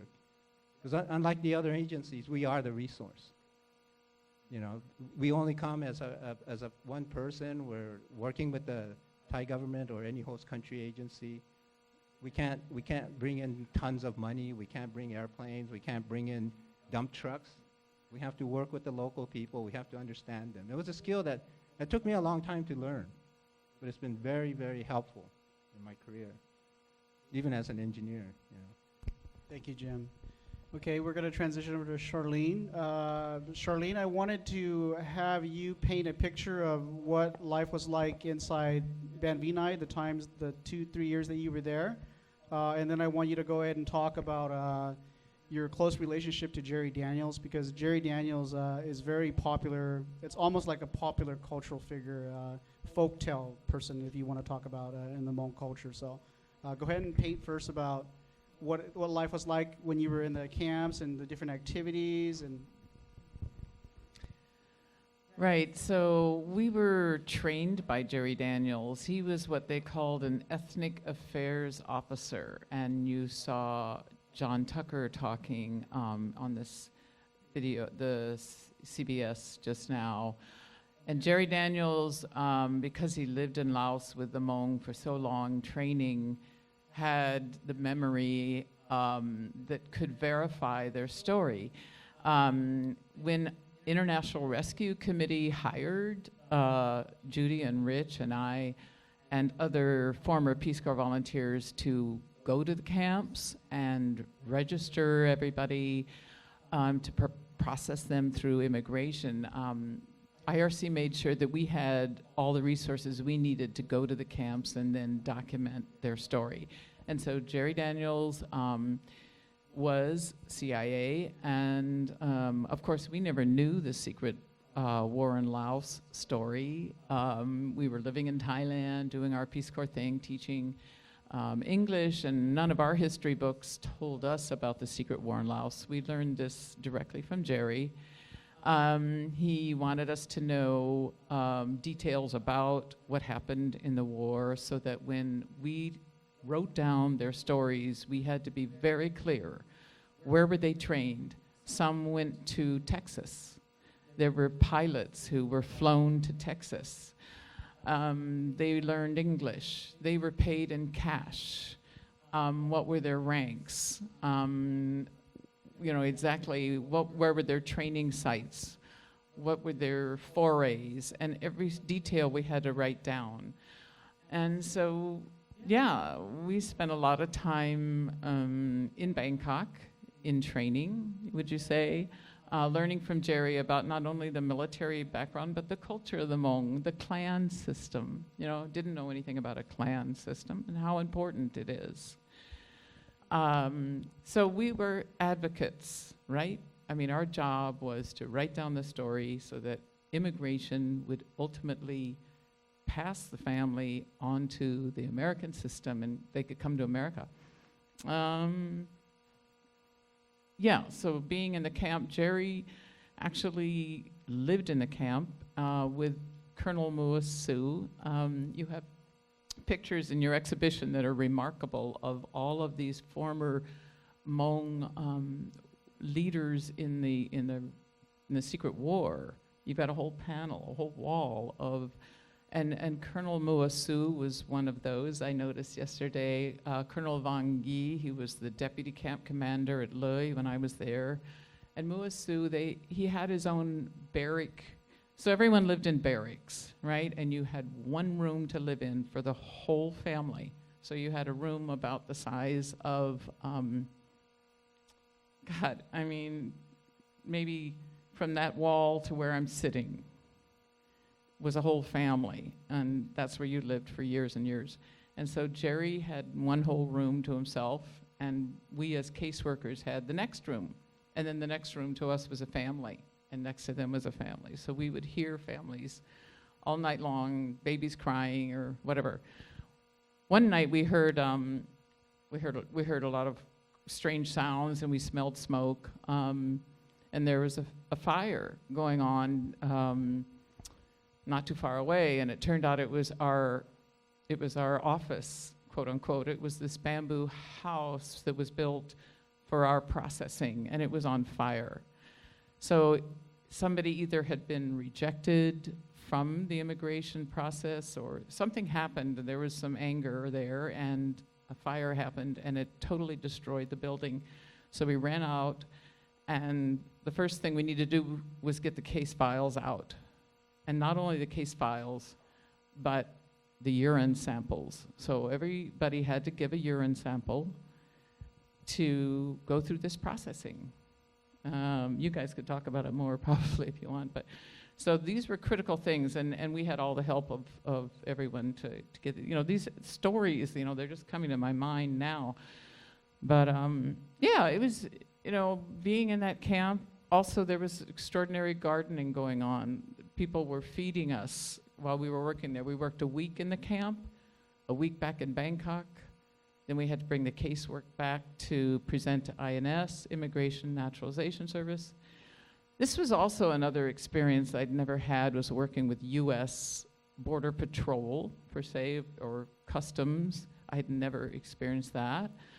So we had U.S. immigration come to the camps and rely on us, right? I mean, they had just come from LaGuardia Airport, New York Airport or something, where they worked. I mean, they'd never been to Thailand, for instance. Then the next job was to sit in this camp and process a family sitting in front of them and say, you are rejected or you're approved.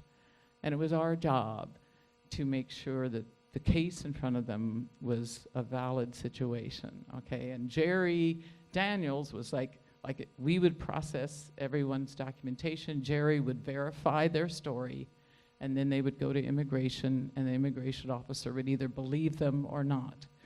And yeah, I mean, the stories go on and on about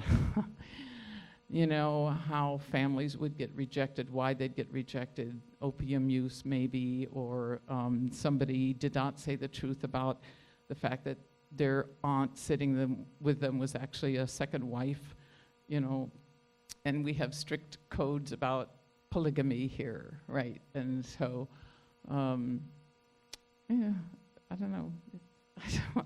I don't want to go on too long. Yeah. No, thank you. What's Yellow Rain is one other thing that I remember, the story of Yellow Rain coming up, and I documented Yellow Rain in sometimes, and when we had congressional delegations coming out to the camps to visit us, that it was brilliant. It was brilliant on the part of the State Department to say, okay, Congress, we need you to come up with the numbers to bring more refugees to the camp, to the states. You need to get more publicity. So congressional delegations would come out to the camps. We worked very hard for them.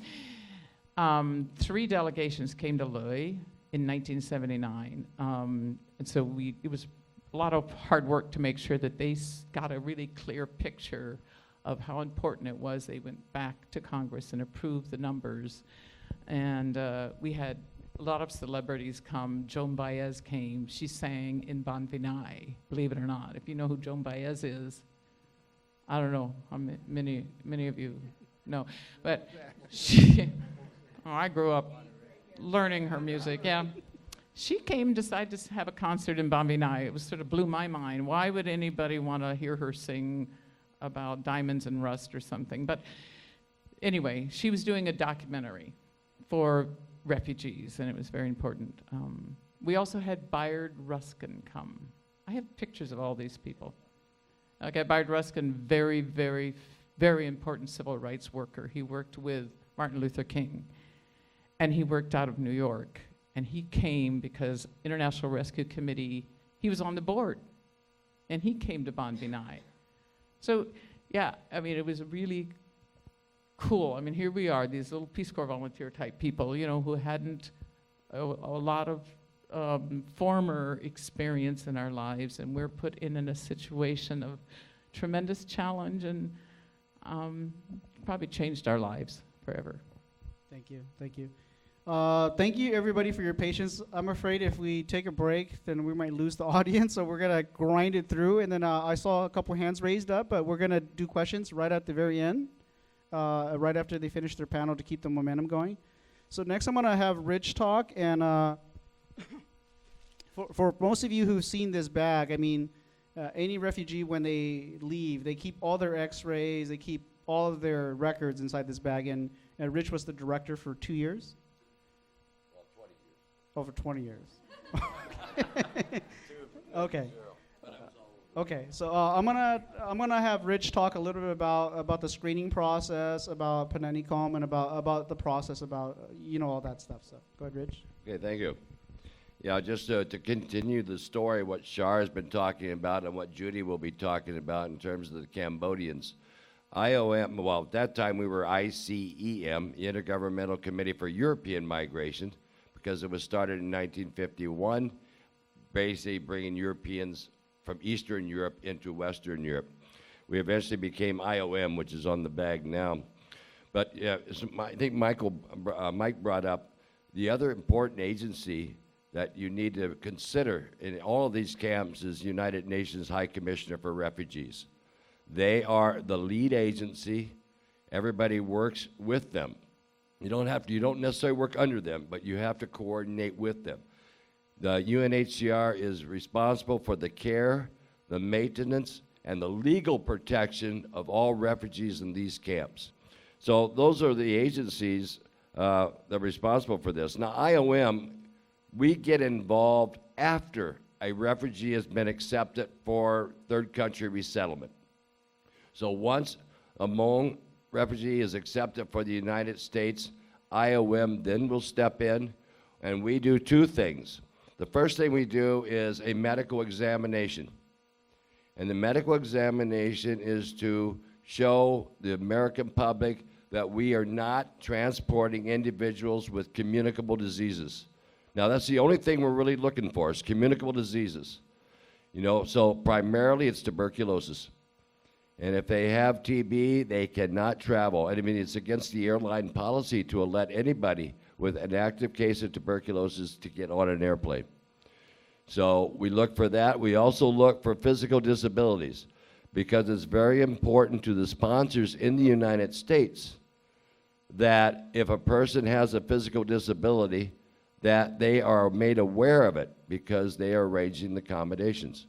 We had one instance where the guy missed the leg and it was not caught because it was very early in the process and they had him in a 6th floor walk-up. So all that had to be changed. So all that's documented. We get that information, and that's why this bag, all of this medical information must be carried with the refugee when they enter the United States. If they do not have it, it's very difficult to get in because it contains everything they need. What you have to remember is refugees fled. They had no passports. They had no documentation. So we had to create documentation. And we created documentation based upon the information we got from IRC, U.S. Embassy. And we put documentation together in conjunction with the Thai Ministry of Interior so they could legally leave the country. So the documentation was critical for individuals to leave. They have nothing. Now they have documentation, one, from the Thai Ministry of Interior, acknowledging their presence in Thailand, and then allowing them to depart Thailand legally. And they also have in there all the documentation from the U.S. government, which allows them to enter the United States legally. And you have these A card, what do we call them? Alien registration cards, A-number cards. This is a little bit different than the ones you saw in there where you have the T number. You will, on the IOM bag, it will say T-4, and that, it's not in the, T stands for Thailand, because remember, we're also processing refugees out of Malaysia, Hong Kong, Philippines, throughout Southeast Asia. 4 represented Highland Laos. So we knew, I think Cambodians were 3s, T3s. And Vietnamese boat refugees were another number, and I don't remember them all right now. So this was critical that they have all of this information and presented them. And I could guarantee, and we had a lot of individuals, especially airlines, who said, "Oh, we don't know if we can take these people," but we can guarantee, based upon the medical exam, that all refugees, doesn't matter if they're Hmong or Cambodian or Vietnamese, they were the healthiest person on that airplane because we knew everything we needed to know about them. And you could not say that about a lot of other passengers who were on it. Which is the last thing we did. We also arranged the transportation to get to the United States. Now, remember, we're talking now about transportation in the United States. IOM, we also did it for Australia, Germany, Great Britain, France. wherever people were going, we're the only ones that have arranged the transportation. And as I mentioned a little bit earlier, Jimmy Carter became president. It went from almost no refugees arriving until 14,000 a month, which created a lot of problems because it took us about a year to get organized enough to be able to do that. Now, 14,000 is not just from Thailand, it's all of Southeast Asia. So the transportation is what you carried this bag with, and the transportation was, refugees were given a loan. They were given what we call an IOM loan. It was a promissory note you had to sign that you would repay the cost of the air transportation. And you had to start repaying it 6 months after arrival in the United States, and you had 36 months to complete it. Now, based upon the cost of the airfare and depending on the size of the family, this amounted to about $20 a month that these families would have to repay. And so eventually, a lot of them didn't. It caused a lot of problems because then they started making it a little more strict. But we got these, now to move that number of people, we started dealing with charters. And initially, when we first started moving people in 76 to 79, before the big increase, we brought them down to Lumpini Transit Center, just inside Bangkok. And there, once they were medically processed, they came to Lumpini. When their flight came up, IOM would transport them to the airport. And then they would go through Thai immigration, all the documentation that had to be done, handed over, and depart. Once the program got a lot bigger, when it was going to be 14,000, you could not use Lumpini. Lumpini was a terrible place, to be honest with you. In 1980, they constructed Panatnakhon. Panatnakhon was probably, about 100 kilometers outside of Bangkok, I believe, near, I forget which, Chonburi, okay. Pattaya, yes. And it was I was on the road past CQ too. But they built that in 1980, and what would happen then, anybody getting accepted to go, doesn't matter if they're going to the United States or they're going to Australia, where we would transport them to Panatnakhon. And in Panatnakhon, we would then do the medical screening so that the medical screening would be accurate. Now, they could stay there extended period. I said if they had TB, active TB, they needed to be treated for 6 months before they could depart. And so this would get this set, that worked well there. And then once they were put together, then they would be transported directly to the airport for departure. I think that's it covers Lumpini, Panatnakhon. But the IOM bag, everybody who arrived had an IOM bag. And that was the most important bag you ever carried. In fact, it became people, we were told people, do not let this bag out of your sight because it has all your records in it. When we started doing Vietnam, and the Thai government and many of the other governments in Vietnam and other places, they became very familiar with the IOM bag. And people realize if you walk through an airport in Bangkok with an IOM bag, nobody's going to stop you because you're there for official reasons. And the Vietnamese, being very, very clever, they figured it out. And so you could find IOM bags in their black market. And they would give them to people. So you just walk right through the airport with it. But anyway, I think that concludes what I have. Thank you, Rich. So insightful. Okay, for our last speaker, Judy, if when you go into our exhibit, you'll see a map that shows all of the camps that were used to kind of help the Hmong, Mien, and Highlander population. But there were a lot more Cambodian camps because Cambodia was a real mess after the Khmer Rouge. So I wanted to have Judy talk a little bit about your position and then kind of paint the picture of your experience working with the Cambodian population inside the camps in Thailand, okay? Okay. Are there any Cambodians here today? Okay, so we won't make it too long, but I understand from Lara that the Cambodian community is thinking about doing something of this nature as well, which would be very interesting for them as well. I started, in the camps in 1976, and actually there were only early part of 76, right after the fall. Phnom Penh fell or liberated, again, depending on And your Judy, really perspective. quick before, while she's talking about Cambodia, we are also playing a slideshow of the Cambodian experience. So these are from some photographers that have donated some of their work. So, so you can kind of see that and know that that's the Cambodian. Okay, cool. There was a trickle, actually, relative to, let's say, Phnom Penh fell April 17th, 1975.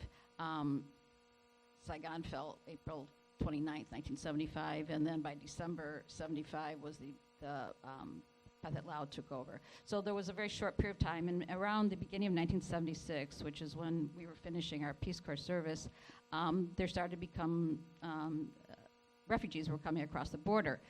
A lot less Cambodians. I don't know if people are familiar with what had happened, but when Phnom Penh fell, a very terrible dictator named Pol Pot took over. I don't know if any of you have seen the movie The Killing Fields. Yes. So this was what we were dealing with. Cambodians who had been terribly brutalized, starved, separated from their families. So Rich said, when they came into Thailand, they didn't know where their families were at all. Many of the refugees coming in basically were farmers that had been living along the border area. And that's where these camps started. From Battambang and Siem Reap, they set up some camps along the borders. So there was a very small number. I think at that time there's about 6,000 refugees, Cambodians in Thailand. And generally, sometimes Rich and I went to the camp together, or more often than not, later when he became a big shot.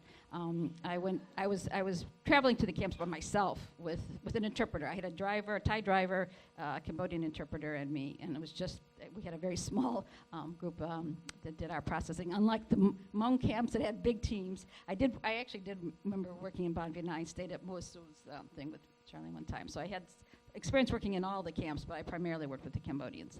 And that all kind of started to change.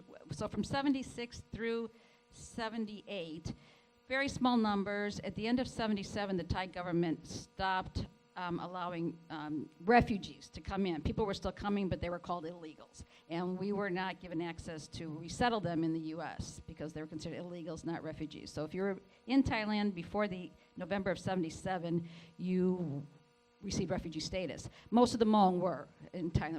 We're in Ban Vinai or in the Hmong camps at that time, but very few Khmer had made it out.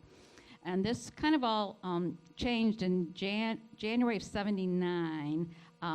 Mike mentioned the Vietnamese invaded and took over Cambodia. And so that opened the floodgates. And there was a tidal wave of refugees that started coming in from Cambodia in 1979. So this spurred some of the governments to organize. There was a big meeting, I think, in Geneva, and it was agreed that there would be tried an increase of resettlement numbers. We keep calling numbers. That's the number of people that countries will take. And unfortunately, the U.S. program never kept pace with the numbers of people that needed resettlement. And so this effort was set up to have a second asylum camp. And that's when I mentioned I'd gone to the Philippines. There was a second asylum camp set up in order to accept people in Thailand, but if we couldn't get them into the U.S. that same year, they could go to the Philippines, learn some English, get some cross-cultural training, and wait till the numbers caught up. And that was later on when the government finally, our government and other governments finally all pitched in and agreed that we needed to really raise the acceptance levels for refugees. So just to clarify a little bit about IRC/JVA, some of you have heard this. There's a big alphabet soup of organizations, but most of the resettlement agencies are associated with church groups. There was Church World Service, there was IRC, the Lutheran Refugee Services, U.S. Catholic Charities. So there were 10 or 11 agencies that did resettlement of refugees.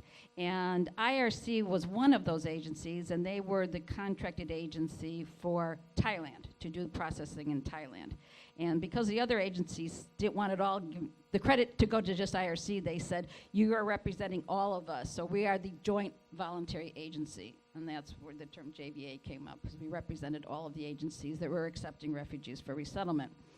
And in this case, other organizations did become the JVA. Yeah, I think Church World Service was the JVA in Malaysia. The International Catholic Migration Commission was the JVA in the Philippines. So that's where that comes up. IRC did have other programs in Thailand. You saw Dr. Roque in the CBS. He worked for IRC. They had a big medical program. They had a lot of. They had nurses and doctors working in a number of camps. There was a nurse that worked in the Aranya Patek camp that I worked extensively in, and she was also with IRC. So IRC had a lot of good programs, and I think they're pretty active here in Sacramento as well. But that's the JVA part of why we have two names up there.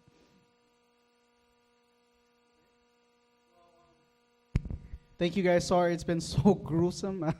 It's been so intense. I'm just going to narrow down to a few questions here, and then each of you guys can just feel free to answer it. We'll do maybe 3 questions, and then we'll open up for audience, and then we'll wrap it up here in a couple minutes here. So I wanted to ask you guys, what was your first impression of the Hmong when they first arrived in the refugee camps, and how have they fared as a people 40 years later? And it's free. Anybody just pick up a mic and just pass it.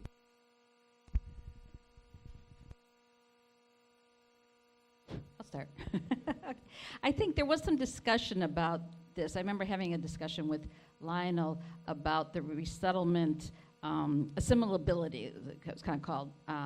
There was a general perception that the Hmong would have difficulty resettling, as well as the Khmer. I think the term basket cases was actually used at one point, because there was a sense, particularly among the Cambodians, for example, that they were so traumatized by what they'd all been through, and the fact that the Hmong were largely agrarian. How would they survive? And I think when we first met the Hmong, my first recollection was the beautiful handicrafts that were available. We would shop in all the camps. We would sort of buy the Hmong bedspreads, and in Cambodian camps we bought soapstone carvings, and we had I think some of the silver jewelry. So there was always a lot of creativity going on there, and I think the general perception is that the Hmong would probably have an easier time because of this leadership system, because of the clans. There were recognized leaders, as you've heard from the folks here. They're very well organized, and that's true. I think the Hmong were extremely well organized. The Cambodians, not so much. Their leadership was kind of decimated. They didn't have that kind of family structure. So I think our concern initially was how would the Hmong do when they came to the U.S. And as Mike said, the feedback we got from the resettlement agencies was that they were doing really well because of having all this help, because the families who arrived beforehand would give help to the later arrivals. And because there were so many, I'd say the Hmong were the predominant number out of Thailand. Vietnamese also had a lot of support systems set up because there were so many of them, not so many for the Khmer. But I think No, I was going to say, I think that the general initial perception was that it would be very difficult to make that transition, but in the end, we were all pleasantly surprised that it wasn't a disaster and that there wasn't a lot of backlash. I think the big concern was that there would be news about problems with the communities, and that would affect the admittance of additional people from Thailand. Yeah, I was just thinking about my very first impression. My interpreters were 15 years old.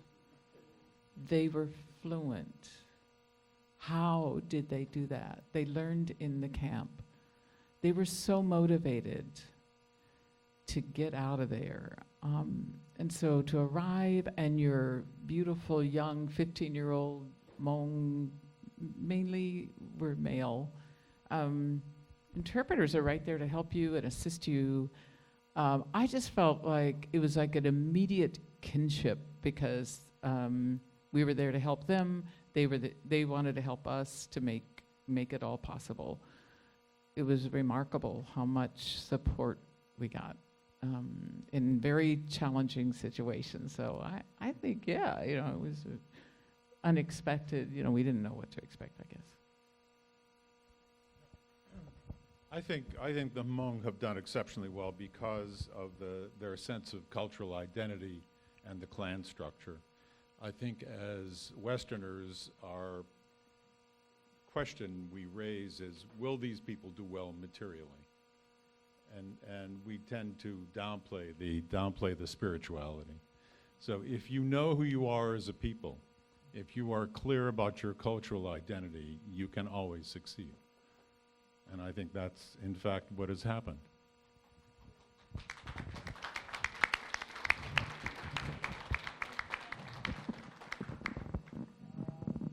And then let me just kind of close with this last question is, we are in a state in our United States of America now where the issue of refugees and immigrants are, top news again.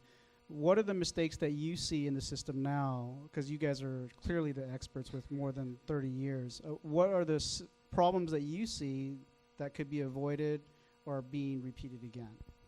The answer is not to make refugees, not to create the political and instability in places in the world and I'm not sure if there's any hope to change this short term anyway. So I think that, as I mentioned before, relief and resettlement are two different animals. Once you try to resettle people, the inevitable politics and bureaucracy come into play. So I see in the readings that I have done to try to get a perspective about what I did in Asia, I keep on coming back to the role of governments. And as it was said 100 years ago or 1,000 years ago, when buffalo stampede, it's the earth that suffers. So I don't think things have changed very much. I think when we all started, we thought we were going to be in this for about a couple months. and Rich's career in refugees has been 20 years. I had about 11 years in it. And I want to say a little bit, we have a second generation refugee person in the audience here, Lauren Coker. Works for IRC here in Sacramento, and she's doing resettlement of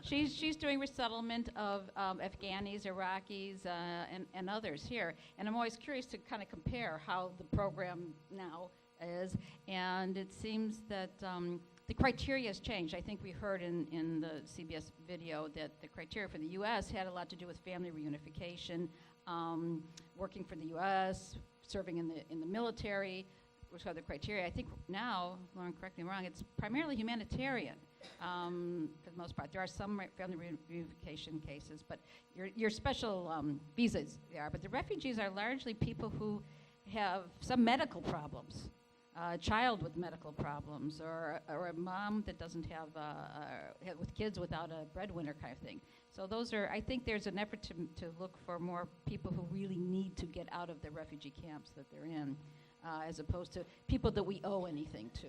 That I think that's a shift. Yes? Yes? I'm getting it, okay. And my observation would be that once you become established, just like our group, now the Hmong, I can see, we cannot be complacent. And then even though Larry is saying we should not create refugees, I don't think that will ever go away. I think it's just within human nature. We're just going to be in conflicts. We're never going to be able to get along with everybody in the world. But once we're established, once we're part of let's say an American citizen, we cannot forget that there are other groups that are going through the same trauma. We have to pass on this history. So programs like this, exhibitions, I really applaud. We need to pass on the history and the knowledge. Our Japanese American community does the same thing. We have memorials, we have libraries, we have big programs that remind us.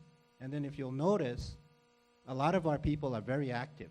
They're senators, they're mayors, they're congressmen. You cannot just sit back and say, this is America, the life is very easy.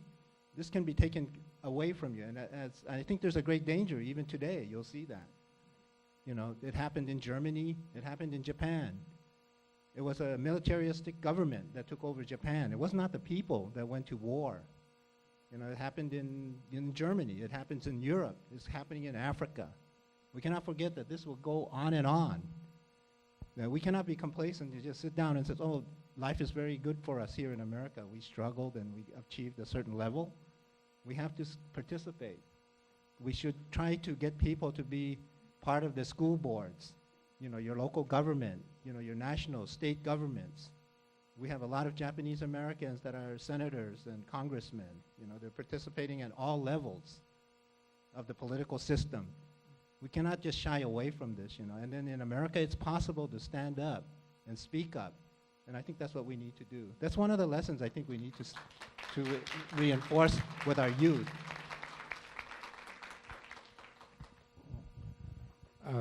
I'll tell you one little anecdote, which is a very interesting Hmong story. Jim mentioned the natural spring in the water supply system. And one of the reasons that the Hmong and the Mien knew about the place, there was one side spring which was magical water. And so people believed that if you drank from that water from that spring, you'd have baby. You'd get pregnant. So that water was for sale, you know, in the market for about 50 US cents per bottle. And then, you know, of course, people said, yeah, I had a baby because they drank the water. But I'd like to ask, well, I'll just go back, okay? I mean, I'm Caucasian, so it's different. But, you know, my family also refugees, 1848, came from Ireland, right? Why? Starvation, no food. 2 million Irish died because of British government policy then, you know, to conquer the Irish. So, and I'm also of a Catholic background, now kind of everything. But, and so, you know, I'm in 1960 is the first time I saw a US presidential race, and if John Kennedy was the candidate. He's Catholic. So I grew up as a kid listening to everybody in my home saying, you know, terrible hatred about Catholics, and Catholic can never be a president because the Pope will come to the US and take over everything. So, you know, I think we just have to move on through this kind of ethnic and religious intolerance in the US, and like Jim said, just keep pushing. And then what is, you know, side stream now or controversial becomes mainstream in the future. So, you know, just keep pushing, and that's it. Laura, I think I saw some people, but I met a Mian woman outside who was born in Ban Vinai. We took photo. So do you mind, can we ask anybody here that also has a Ban Vinai or was born or has some story to share?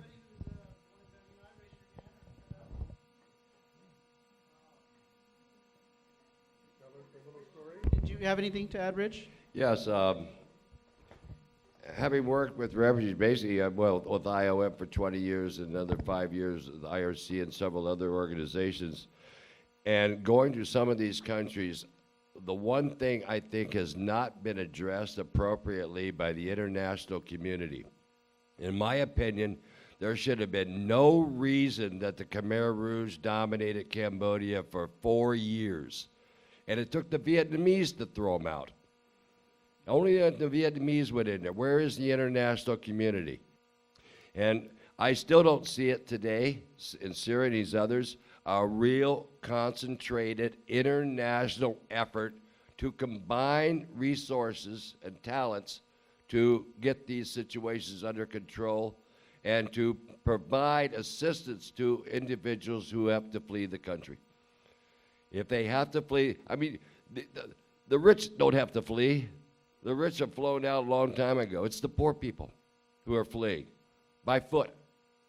And all you see is people throwing up barriers on their borders, including the United States. And that has to stop. The international, and you cannot, one country can't handle it. It has to be a combined effort by international community to say, how are we going to address this? unfortunately, in Syria and these others, it becomes political also. The United States battling against what Russia is doing. And somewhere, and unfortunately, you don't hear much about the UN anymore. And the UN is basically the only world body that could pull people together. But I think this has to be addressed urgently, because unlike what you mentioned down there, it will continue. I don't see any end to refugees fleeing something. Definitely. So I'm going to do a couple questions. I'm going to have my Yang had her hands up for a little while.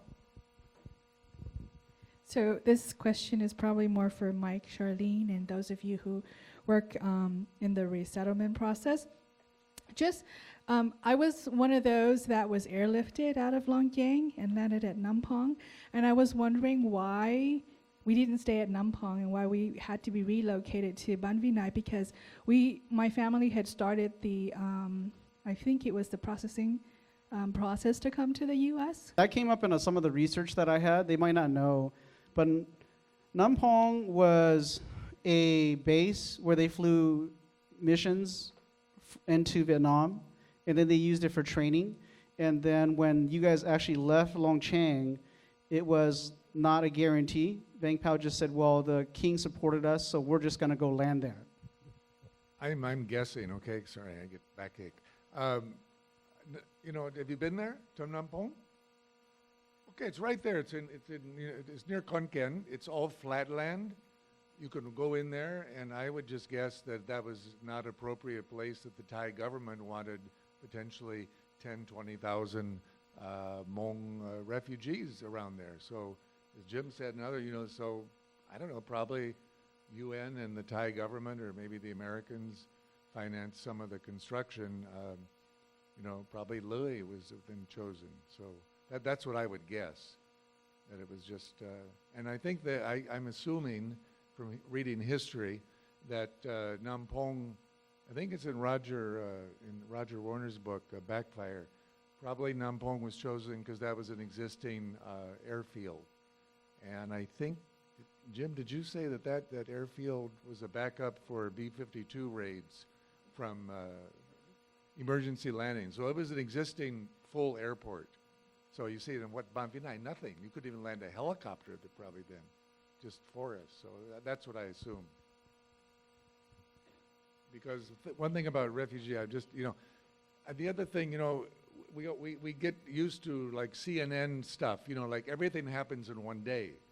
And there's so much was gradual because of the border, especially with Laos, also Cambodia. It's forested. There's no border.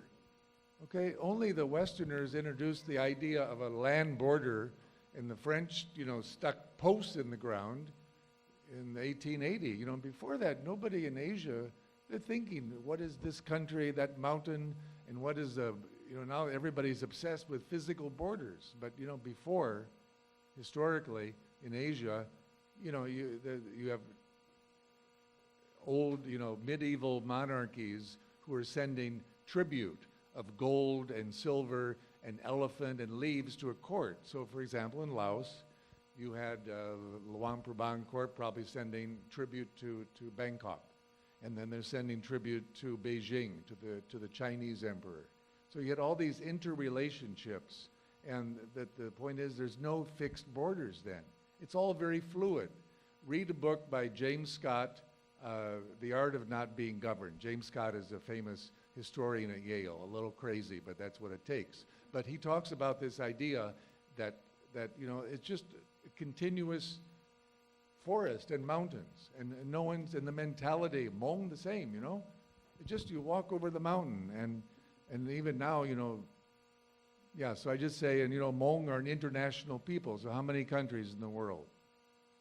In Southeast Asia, and aside from the US and Canada and Australia, a few, and Guyana still there.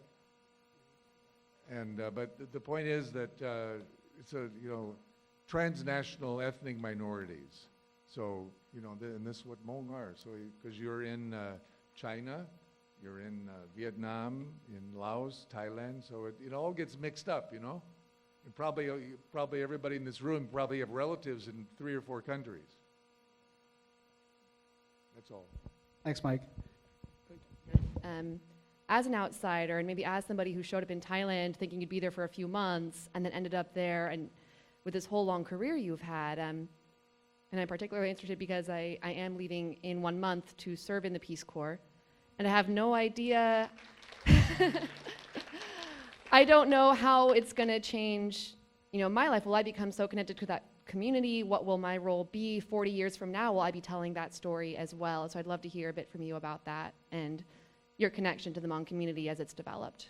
I think any American who has an opportunity to go abroad in Peace Corps, where you are so challenged to find out who you are. You can't find out who you are here. This country is so complex. There's multimedia coming at you all the time. If you are all alone with just yourself, you learn, what your limitations are. And certainly that's what I learned, in 2 years as a teacher in my town. Who is Charlene Day? Well, this is what she can or can't do. And I think I came out of that 2 years later. I don't know how many of my kids benefited from their teacher, but I know I benefited. I benefited from learning about Buddhism and about kindness and a lot of things that Thai culture is very different in many ways from our culture and in many, many, many ways, like East and West. So, and then when you go and you have an opportunity to work with the refugees, I mean, that was a gift because international rescue committees suddenly needed a team of people who could speak the language. Language opens doors.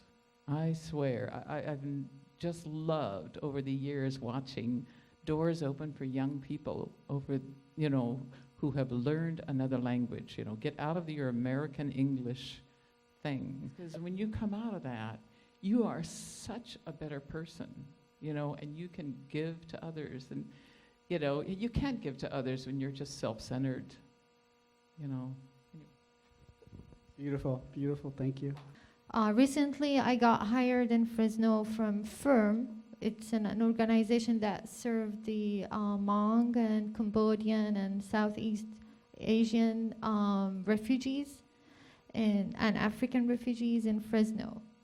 So we've been receiving Syrian refugees the last 4 years as asylum seekers. Then the last 6 months, refugees through the UNHCR with the IRC and the family Jewish resettlement agencies. So in Fresno, we have 22 families now for asylum seekers, and the rest, 19 families, are refugees. So with their experiences, other organizations with Southeast refugees, they realized that they can't provide services for the Syrian refugees because language is a barrier. They need to be culturally sensitive to those families. They're very conservative. They came from the rural areas from Syria. Language is a big barrier. So in order for them to serve the refugees, they realized that they need to hire Arabic speakers, interpreters. Fresno Unified School Districts, they hired a lot of Arabic interpreters to help students, elementary, middle, and high school, to help the students. They hired me last week with 2 staff to serve the refugees. From your experience, how we can help those Syrian families, provide them with services and resources, and be respectful to their culture. I started volunteering in the Sacramento area. I volunteer with IRC.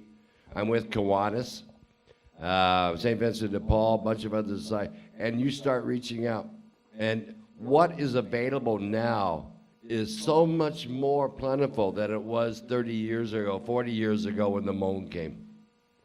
You have service agencies, Rotary International, Kiwanis, Lions, who are setting up or working. They have funding. They have money, finances.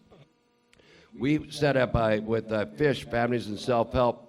We did English language, and my wife, who passed away a year and a half ago, worked for 5 years teaching English to Iraqis, Pakistanis, Mexicans. And she had a high school education. She was all concerned. I don't know English. It's pure conversation. Nobody's going to ask a refugee to diagram a sentence. They don't want to be able to sit down and practice English with an English speaker.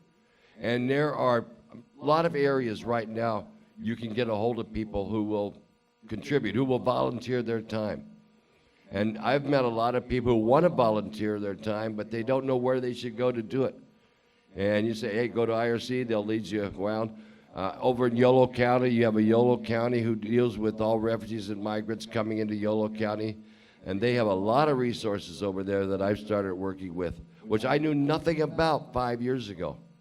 It's only when I met refugees over there, and then I met a few people who worked within the county. They say, oh, well, this is available, this is available. I'm a child of children of soldiers that work for the CIA, and I know a lot that the Hmong community, especially our grandparents and our parents, when General Van Pelt's still here, I think they're working very hard with the American government to recognize them as a CIA veterans. I mean, many of them hoping to be recognized and perhaps receive some sort of retirement veteran benefit. And it looks like they haven't got that from the government here in the United States. And all these are really real. They're not dreams of somebody making up. And I'm trying to ask you guys, what is your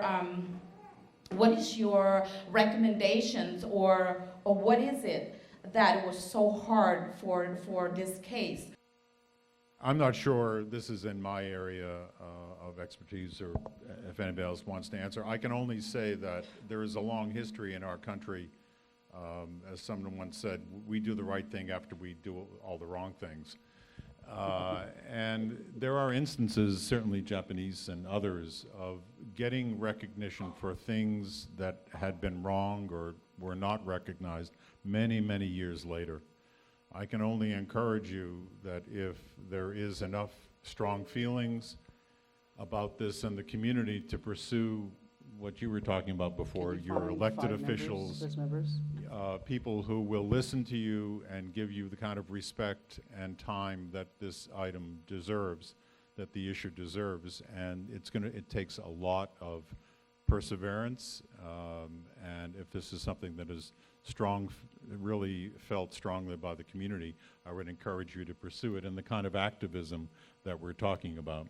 From our experience in the Japanese American community after World War II and then the internment camps, we did have to organize, ourselves.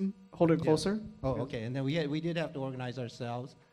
A primary mover for that was what we call the Japanese American Citizen League and the JACL. They were very important. They started pushing a lot of people into politics and legislation.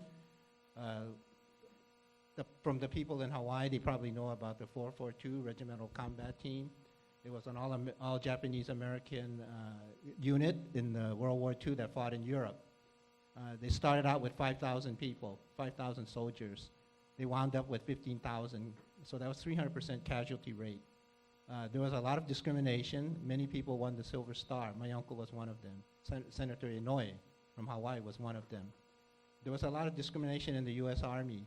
So they were not, there was an unbalance between, the Medal of Honor winners, and this is just an example, and then the Silver Stars. So under the Bill Clinton administration, 25 of those soldiers were reviewed again, just like you're saying about the Hmong soldiers. And they were promoted up to the Medal of Honor list, because the U.S. Army from the congressional, and it came from Congress, were directed to review these cases. And so that came about. And so 25 more Japanese Americans, and including one Korean actually, were awarded the Medal of Honor. And that took, from 1945 to maybe about the maybe 2000, whenever it was Bill Clinton's administration.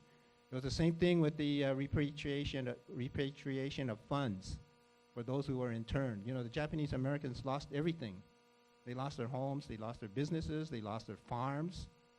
during after December 7, 1941. And it took, again, I think until it was Ronald Reagan's term when they were given compensation.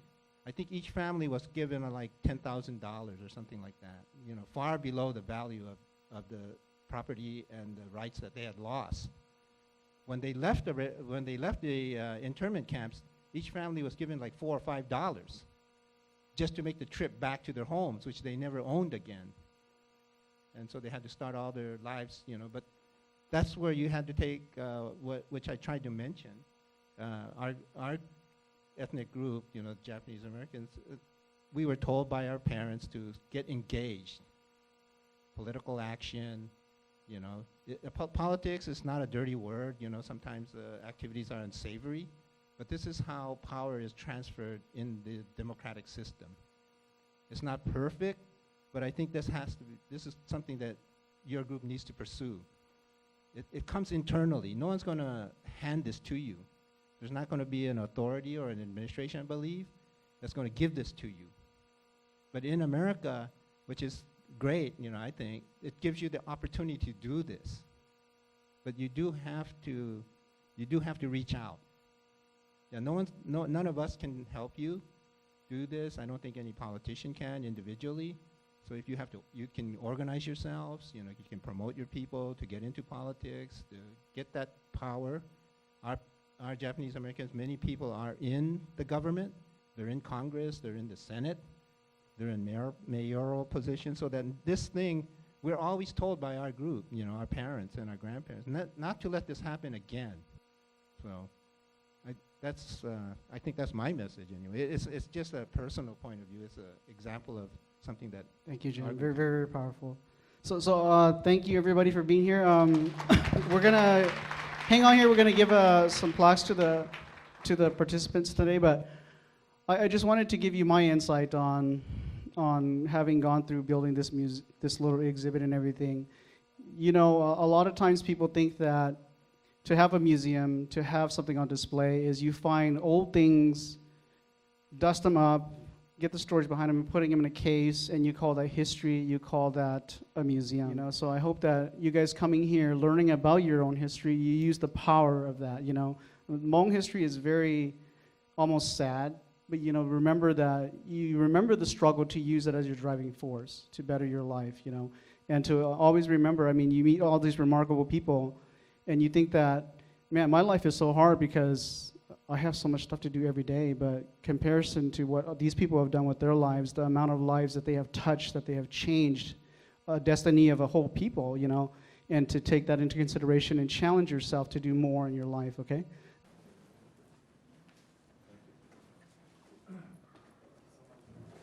And then Rich is right here.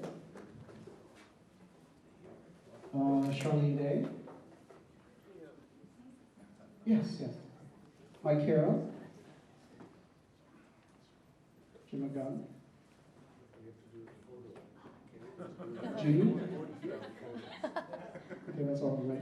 Okay, I'm going to hand it to Quad. So before we read the recognition,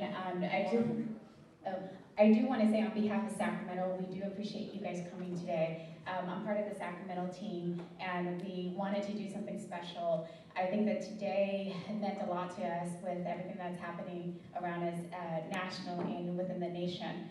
And having an opportunity to see your faces and hear your story means a lot to us. As I raised my hand and said that I was born in Mandinai, I was only 2, so I don't remember much. But I do remember a lot of having to grow up here in America. And I just want to say on behalf of all the children that you guys have been able to bring across the Pacific Ocean, I think that it's people like you that gives hope to others to give that voice that you don't have. And so many of us lucky ones are here today because people care. And I think that as long as people continue to care, that things will happen. Thank you so much. And on behalf of Sacramento, we present each of you guys a plaque. It says, award of recognition presented to you all, okay, in honor of your humanitarian service dedication, love, and compassion for the Indo-Chinese refugees of Thailand. Your tireless work has forever changed the future of the Hmong people and will never be forgotten. Thank you so much for coming today. Thank you. Okay, so thank you once again, okay, everybody?